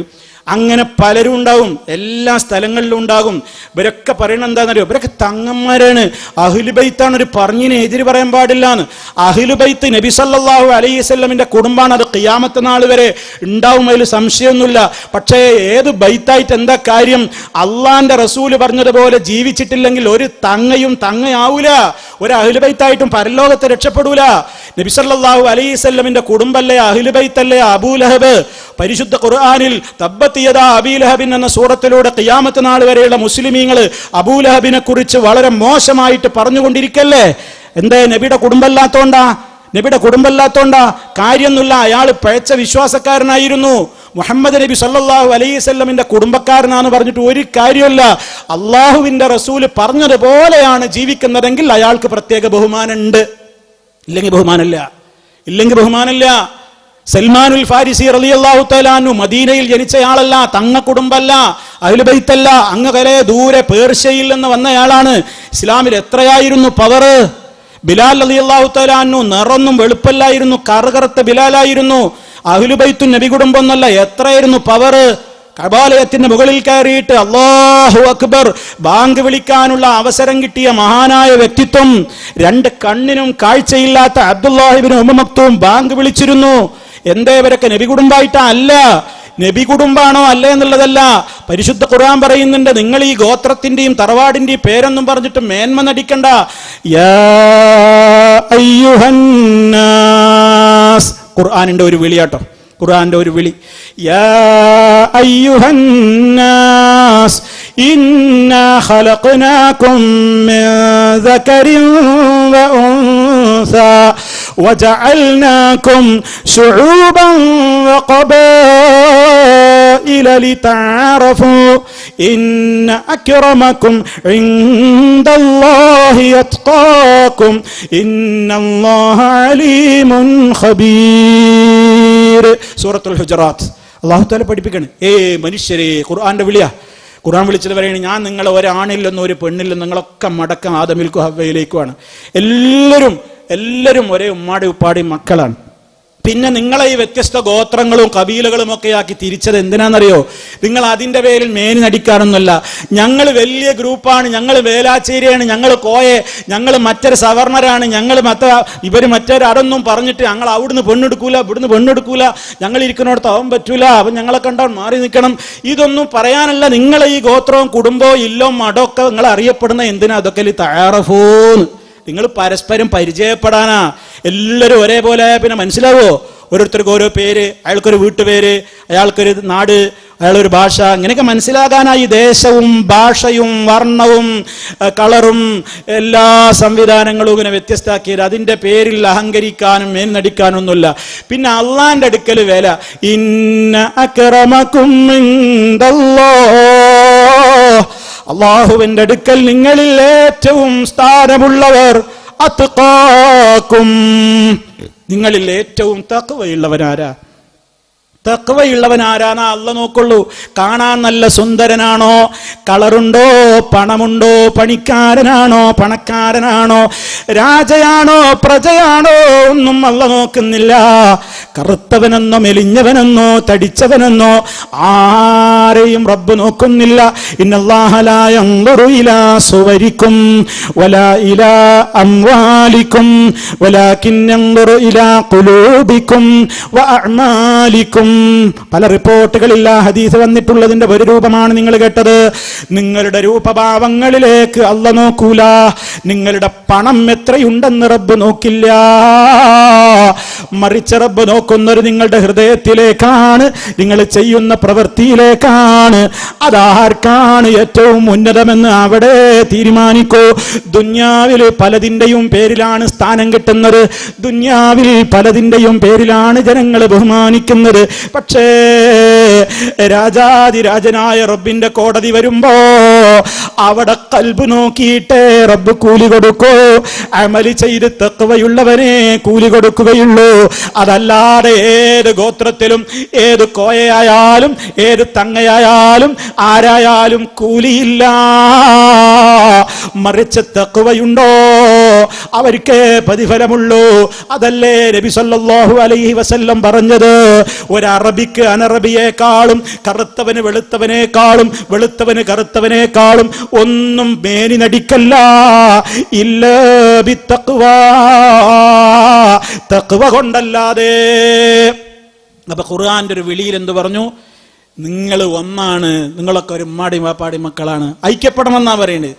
ഐക്യപ്പെടണം, എല്ലാവരും ഒന്നാകണം, എല്ലാവരും ഒന്നാകണം എന്ന് ഖുർആൻ പറയുന്നു. എങ്ങനെ ഒന്നാകണം? ഖുർആൻ മുറുകെ പിടിച്ച് ഖുർആനിലും ഹദീസിൽ നിന്നും തെറ്റിപ്പോയവരൊക്കെ ആ തെറ്റുകളൊക്കെ മനസ്സിലാക്കിയിട്ട് ഖുർആനിലേക്കും ഹദീസിലേക്കും വന്നുകൊണ്ടാണ് ഒന്നാവേണ്ടത്. അതല്ലാതെ എല്ലാ തോന്നിവാസങ്ങളും ഒക്കെ നിലനിർത്തിയിട്ട് ചായ കുടിച്ച് പിരിഞ്ഞാൽ ഒന്നാകൂല. ഞങ്ങൾ ഒന്നാണ് സിന്ദാബാ എന്ന് പറഞ്ഞതുകൊണ്ട് ഒന്നാകൂല. അള്ളാന്റെ അടുക്കൽ ഒന്നായ കൂലി കിട്ടണമെങ്കിൽ അള്ള പഠിപ്പിച്ച ഖുർആനും അതിന്റെ ആധികാരികമായ വിശദീകരണം നടത്തിയ മുഹമ്മദുർ റസൂലുള്ളാഹി സ്വല്ലല്ലാഹു അലൈഹി വസല്ലമിന്റെ വചനങ്ങളുമൊക്കെ മുഴുവൻ അംഗീകരിച്ചുകൊണ്ട് അള്ളാഹു ഇറക്കിയ പ്രമാണങ്ങളിൽ മുറുകെ പിടിച്ചുകൊണ്ട് ഒന്നാകണം. അതും ഖുർആന്റെ പ്രഖ്യാപനമാണ്. ഇനി നാളെ പരലോകത്തെ രക്ഷപ്പെടണമെന്നുണ്ടെങ്കിൽ അതും ഇതിന് തന്നെയാണ്. ജനങ്ങളെ അടുത്ത വിളി, യാ അയ്യുഹന്നാസ് ഇത്തഖൂ റബ്ബക്കും വഖ്ശൗ യൗമൻ ലാ യജ്സി വാലിദുൻ അൻ വലദിഹി വലാ മൗലൂദുൻ ഹുവ ജാസിൻ അൻ വാലിദിഹി ശൈആ. ഓ ജനങ്ങളെ, നിങ്ങളുടെ രക്ഷിതാവിനെ സൂക്ഷിക്കണേ. ഒരു ദിവസം നിങ്ങൾക്ക് വരാനുണ്ട്. ആ ദിവസത്തിൽ ഒരു ബാപ്പാക്കും മോന് പ്രയോജനപ്പെടൂല. ഒരു മോനും ബാപ്പാക്ക് വേണ്ടി ഒന്നും ചെയ്യാനാവില്ല. അവിടെ നമ്മെ തെറ്റിലേക്ക് പിടിച്ചു വലിച്ച ആരും ഇവിടെ വക്കാലത്ത് പറയാനില്ല. നീ ഒരു പ്രസംഗവും കേൾക്കണ്ട എന്ന് പറഞ്ഞാരും അവിടെ വക്കാലത്തിനില്ല. പെണ്ണേ, നിന്നെ കൊണ്ട് തെറ്റ് ചെയ്യിപ്പിച്ച ഭർത്താവ് ഞാൻ ഏറ്റെടുത്തോളാ അതിന്റെ കുറ്റമെന്ന് അവിടെ ഏൽക്കില്ല. ഭർത്താവേ, നിങ്ങളെ തെറ്റിന് പ്രേരിപ്പിച്ച ഒരു ഭാര്യയും നിങ്ങളോട് ഞാൻ പറഞ്ഞിട്ടല്ലേ നിങ്ങളതൊക്കെ ചെയ്തത്, ഞാനേറ്റു നിങ്ങളുടെ നരകം എന്ന് പറഞ്ഞ് നരകം ഏറ്റുവാങ്ങാൻ ഒരു ഭാര്യയും വരില്ല. ബാപ്പാനെ പേടിച്ചിട്ട് അള്ള മനസ്സിലാക്കി തന്ന ദീന് പറയാതെ ആളുകൾക്കിടയിൽ സത്യമൊക്കെ മനസ്സിലായിട്ടും ഈ സത്യം സ്വീകരിക്കാതെ പിന്നെയും പിഴച്ച വിശ്വാസത്തിൽ നിലനിന്നു പോയി മരിച്ചുപോയവർക്ക് ആരെ പേടിച്ചിട്ടാണോ അവൻ ഈ സത്യം മനസ്സിലാക്കാതെ പോയതെങ്കിൽ ആളുകളൊന്നും വക്കാലത്ത് ഏറ്റെടുത്ത് നീ പൊയ്ക്ക മോനെ, നിന്നെ തടഞ്ഞത് ഞങ്ങളാണ്, അതുകൊണ്ട് ഞങ്ങൾ ഏറ്റുവാങ്ങിക്കോളാ, നീ പൊയ്ക്കോ എന്ന് പറയാൻ അവിടെയില്ല. ആർക്കും ആരെയും വേണ്ട. നഫ്സി നഫ്സി, എന്റെ കാര്യം എന്ന് പറഞ്ഞ് ഞാൻ ഓടുകയാണ്. ഞാൻ എൻ്റെ മക്കളെ കാണാഞ്ഞിട്ടല്ല, ഉപ്പയെ കാണാഞ്ഞിട്ടല്ല, ഉമ്മയെ കാണാഞ്ഞിട്ടല്ല, ഭാര്യയെ കാണാഞ്ഞിട്ടല്ല, ഭർത്താവിനെ കാണാഞ്ഞിട്ടല്ല. എല്ലാവരും പരലോകത്ത് വെച്ച് കാണുന്നുണ്ട്, പരിചയമുണ്ട്. പക്ഷേ എന്തുണ്ട് ബാപ്പാ വിശേഷമെന്ന് ചോദിക്കാൻ ഒരു മോനും അവിടെ ഇല്ല. പ്രിയപ്പെട്ടവളെ, നിന്റെ കണ്ടിട്ടെത്ര കാലമായി, ഒരു ഓർമ്മ പുതുക്കാനെങ്കിലും എന്ന് ചോദിക്കാൻ ഒരു ഭർത്താവും അവിടെയില്ല. യൗമ യഫിറുൽ മർഉ മിൻ അഖീഹി വഉമ്മിഹി വഅബീഹി വസാഹിബതിഹി വബനീഹി ലികുല്ലി ഇംരിഇൻ മിൻഹും, അതാണ് ശ്രദ്ധിക്കേണ്ടത്. എന്തേ ആർക്കും ആരെയും നോക്കാൻ നേരമില്ലാത്തത്? ലികുല്ലി ഇംരിഇൻ മിൻഹും, അവരിലെ എല്ലാ ഓരോ മനുഷ്യനും അന്നത്തെ ദിവസമുണ്ട്.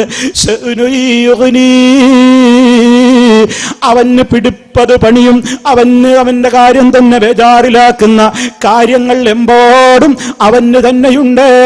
അതുകൊണ്ട് ഒരാളെയും നോക്കാൻ നേരമില്ല. ഇതും ഖുർആൻ നമ്മോട് വിളിച്ചു പറഞ്ഞതാണ്. എങ്കിൽ പിന്നെ ആരെ കാത്തിട്ടായി നിൽക്കുന്നത്? ഓ മൗലവിമാരെ, നിങ്ങളുടെ സമ്മേളനത്തിൽ പറഞ്ഞതൊക്കെ ഞങ്ങൾ കുറെയൊക്കെ കേട്ടു, അതൊക്കെ തന്നെയാ ശരി. പക്ഷേ ഞങ്ങളുടെ വാപ്പപ്പാപ്പന്മാർക്ക് സമ്മതിക്കൂല, ഈ നാട്ടിൽ ഞങ്ങളെ പുറത്താക്കും. അങ്ങനെ ഞങ്ങൾ സത്യം മനസ്സിലായാലും ഞങ്ങളുടെ ഉപ്പാപ്പമാരെയും ബാപ്പമാരെയും കുടുംബത്തെയും ഒക്കെ പേടിച്ച് ജീവിക്കണം. ഇത് അന്ന് അബൂജഹിൽ പറഞ്ഞ മറുപടിയാണെന്നോർക്കണം. പരിശുദ്ധ ഖുർആൻ പറയുന്നുണ്ട്, വഇദാ ഖീല ലഹും തആലൂ ഇലാ മാ അൻസലല്ലാഹു വഇലർ റസൂൽ ഖാലൂ ഹസ്ബുനാ മാ വജദ്നാ അലൈഹി ആബാഅനാ അവലൗ കാന ആബാഉഹും ലാ യഅലമൂന ശൈഅൻ വലാ യഹ്തദൂൻ. സൂറത്തുൽ ബഖറയിൽ അല്ലാഹു പഠിപ്പിക്കുന്നു, മുഹമ്മദ് നബി സല്ലല്ലാഹു അലൈഹി വസല്ലമ മക്കയിലുള്ള ആൾക്കാരോട് പറഞ്ഞു, ജനങ്ങളെ, നിങ്ങളെ വാപ്പാരും ഉപ്പാരൊക്കെ ഒന്നും മനസ്സിലാക്കാത്തതുകൊണ്ടാണ് അവരൊക്കെ പഴച്ചുപോയത്. അതുപോലെ നിങ്ങളും പഴക്കണ്ട, ഞാൻ നിങ്ങൾക്ക് പഠിപ്പിച്ചു തരാം. അള്ള ഇറക്കിയതാണ് ഞാൻ നിങ്ങളോട് പറയുന്നത്, അള്ളാന്റെ റസൂലിന് കിട്ടിയതാണ് ഞാൻ നിങ്ങൾക്ക് ഈ ഓതി കേൾപ്പിച്ചു തരുന്നു, അതിലേക്ക് വരൂ എന്ന് പറയപ്പെട്ടാൽ അവരൊക്കെ മുരത്ത് നിന്ന് എന്താ മറുപടി പറഞ്ഞറിയോ? ഹസ്ബുനാ മാ വജദ്നാ അലൈഹി ആബാന, ഞങ്ങളെ വാപ്പപ്പാപ്പന്മാരൊക്കെ എങ്ങനെ ജീവിച്ചോ അങ്ങനെ തന്നെ ഞങ്ങളാണ് പോയിക്കോളാം, ഞങ്ങളെ പുത്തന്മാരൊന്നും ഇവിടെ കൊണ്ടുവരണ്ട എന്ന് പറഞ്ഞു. അള്ള പറഞ്ഞു, നിങ്ങളെ വാപ്പപ്പാപ്പന്മാർ അവരുടെ വാപ്പപ്പാപ്പന്മാരൊക്കെ ഒന്നും പഠിക്കാതെയും ചിന്തിക്കാതെയും പോയാൽ അതിൻ്റെ പിന്നാലെ പോണോ? വാപ്പപ്പാപ്പന്മാരെയൊക്കെ പിൻപറ്റിക്കോ, അവർ നല്ലവരാണെങ്കിൽ. പക്ഷെ അവരൊക്കെ അത് പഠിച്ചോ? അവരൊക്കെ മനസ്സിലാക്കിയോ? ഇല്ലല്ലോ. അതുകൊണ്ട് നിങ്ങൾ പഠിക്കുകയും മനസ്സിലാക്കുക എന്ന് പറയുമ്പോൾ മാറി നിൽക്കല്ലേ സുഹൃത്തുക്കളെ. മരിച്ചു പോണ്ടേ? എവിടെ വെച്ചാൽ മരിക്കാന്നറിയോ? ആരാ അവിടെ രക്ഷക്കുണ്ടാവുക? അതുകൊണ്ട് നമ്മൾ ശരിക്കും ശ്രദ്ധിക്കണം. എല്ലാം ചോദിക്കും അവിടെ, നമ്മളെ ഓരോന്നും ചോദിക്കും. നമ്മളെ വിശ്വാസം ഖബറിൽ ചോദിക്കും, റബ്ബിനെ കുറിച്ച് ചോദിക്കും. അള്ളാഹു റബ്ബിന്ന് പറയാൻ കഴിയണ്ടേ? നബി സല്ലല്ലാഹു അലൈഹി വസല്ലമിനെ ചോദിക്കും, ഈ ആളെ അറിയോന്ന്. അപ്പൊ നമുക്ക് പറയാൻ കഴിയണ്ടേ അത് മുത്ത് നബിയാണ്, അത് പറയാൻ കഴിയണ്ടേ? അത് നബി സല്ലല്ലാഹു അലൈഹി വസല്ലമിനെ ശരിക്ക് പഠിച്ച് അവിടുന്ന് പഠിപ്പിച്ചതുപോലെ ജീവിച്ചവർക്ക് അങ്ങനെ പറയാൻ കഴിയുള്ളൂ, അല്ലാത്തവർക്ക് കഴിയില്ല. പരലോകത്തെത്തുമ്പോഴും എല്ലായിടത്തും നമ്മുടെ കണ്ണിനെ കുറിച്ച് ചോദിക്കൂലേ, കാതിനെ കുറിച്ച് ചോദിക്കൂലേ? എന്തൊക്കെയാണോ നീ കണ്ടത്, എന്തൊക്കെയാ നീ കേട്ടത്, ആരോടൊക്കെയാ നീ അനിസ്ലാമികമായ നിലയ്ക്ക് ഇടപെട്ടത്? സഹോദരിമാരെ, നമ്മളെ മക്കള്, ആൺകുട്ടികള്, പെൺകുട്ടികള് വിട്ടുന്ന് പുറത്തിറങ്ങിയാൽ തിരിച്ചു വരുവോളം അവരാരുമായൊക്കെ ആ ബന്ധം, മൊബൈലിന്റെ ലോകമാണ്, നെറ്റിന്റെ ലോകമാണ്. പരസ്പരം വലിയ പാടില്ലാത്ത ബന്ധങ്ങൾ പലതുമുണ്ട്. നമ്മുടെ വീടുകളിൽ സംവിധാനിച്ചിട്ടുള്ള ഈ TV എന്ന് പറയുന്ന സംവിധാനത്തിലൂടെ, ചാനലുകളിലൂടെ കണ്ണുകൊണ്ട് വ്യഭിചരിക്കുകയാണ്. നബി സല്ലല്ലാഹു അലൈഹി വസല്ലം പറഞ്ഞു, നോക്കാൻ പാടില്ലാത്തടത്തേക്ക് ഒരു കണ്ണു നോക്കിയ അത് കണ്ണുകൊണ്ട് വ്യഭിചരിക്കലാണ്. കേൾക്കരുതാത്തത് കേട്ടാ ചെവി കൊണ്ടുള്ള വ്യഭിചാരമാണ്. അങ്ങനെ ഓരോ അവയവത്തിന്റെ വ്യഭിചാരം പറഞ്ഞു. അവസാനം വ്യഭിചാരത്തിന്റെ മാരകമായ രൂപത്തിലുള്ള അബദ്ധം പറഞ്ഞു. നമ്മൾ ആലോചിക്കണ്ടേ? സ്വർഗത്ത് പോണ്ടേ? സ്വർഗത്ത് പോകാൻ കഴിയോ? വേഷം ശരിക്കും ശ്രദ്ധിക്കണ്ടേ? സ്വർഗത്തിന്റെ മണം പോലും കിട്ടൂല എന്ന് പറഞ്ഞില്ലേ? എല്ലാ അർത്ഥത്തിലും ജീവിതത്തിന്റെ എല്ലാ രംഗത്തും നമ്മൾ ലോൺ എടുക്കണ്ട, ലോൺ എടുത്ത് പിന്നെ പലിശ കൊടുക്കണ്ടേ? പലിശയുടെ സംവിധാനത്തിലേക്ക് ചിന്തിക്കാവോ? നമുക്കൊരാൾ കടം തരാനില്ലേ? കടം തരാനില്ലാത്ത നാടുകളിലൊക്കെ നമ്മളൊക്കെ കൂട്ടായ്മകൾ ഉണ്ടാക്കണം. കുറച്ചേ ആളുകൾ കൂടിയിട്ട് കുറച്ച് സംഖ്യ ഒരു ഭാഗത്ത് സ്വരൂപിച്ചിട്ട് അവരിൽ പ്രയാസപ്പെടുന്ന ആളുകളെ സഹായിക്കാനുള്ള സംവിധാനങ്ങൾ ഉണ്ടാക്കണം. പരസ്പര സഹകരണ സംവിധാനങ്ങൾ നമ്മൾ ഉണ്ടാക്കണം. മുസ്ലിമീങ്ങൾ തിങ്ങിപ്പാർക്കുന്ന ദ്വീപിന്റെ വിവിധ മേഖലകളിൽ നമുക്കതൊക്കെ നടപ്പിലാക്കാൻ പറ്റും ഇൻഷാ അല്ലാഹ്. ഇവിടെ വെച്ച് ഉരുത്തിരിഞ്ഞൊരു കാര്യം തന്നെയാണ്. അങ്ങനെ ഒരു സംവിധാനത്തെക്കുറിച്ച് ആലോചിക്കുന്നുണ്ട്. അങ്ങനെയുള്ള സഹകരണത്തിന്റെ സംവിധാനങ്ങളൊക്കെ വരുമ്പോൾ നിങ്ങൾ അതുമായൊക്കെ സഹകരിക്കണം.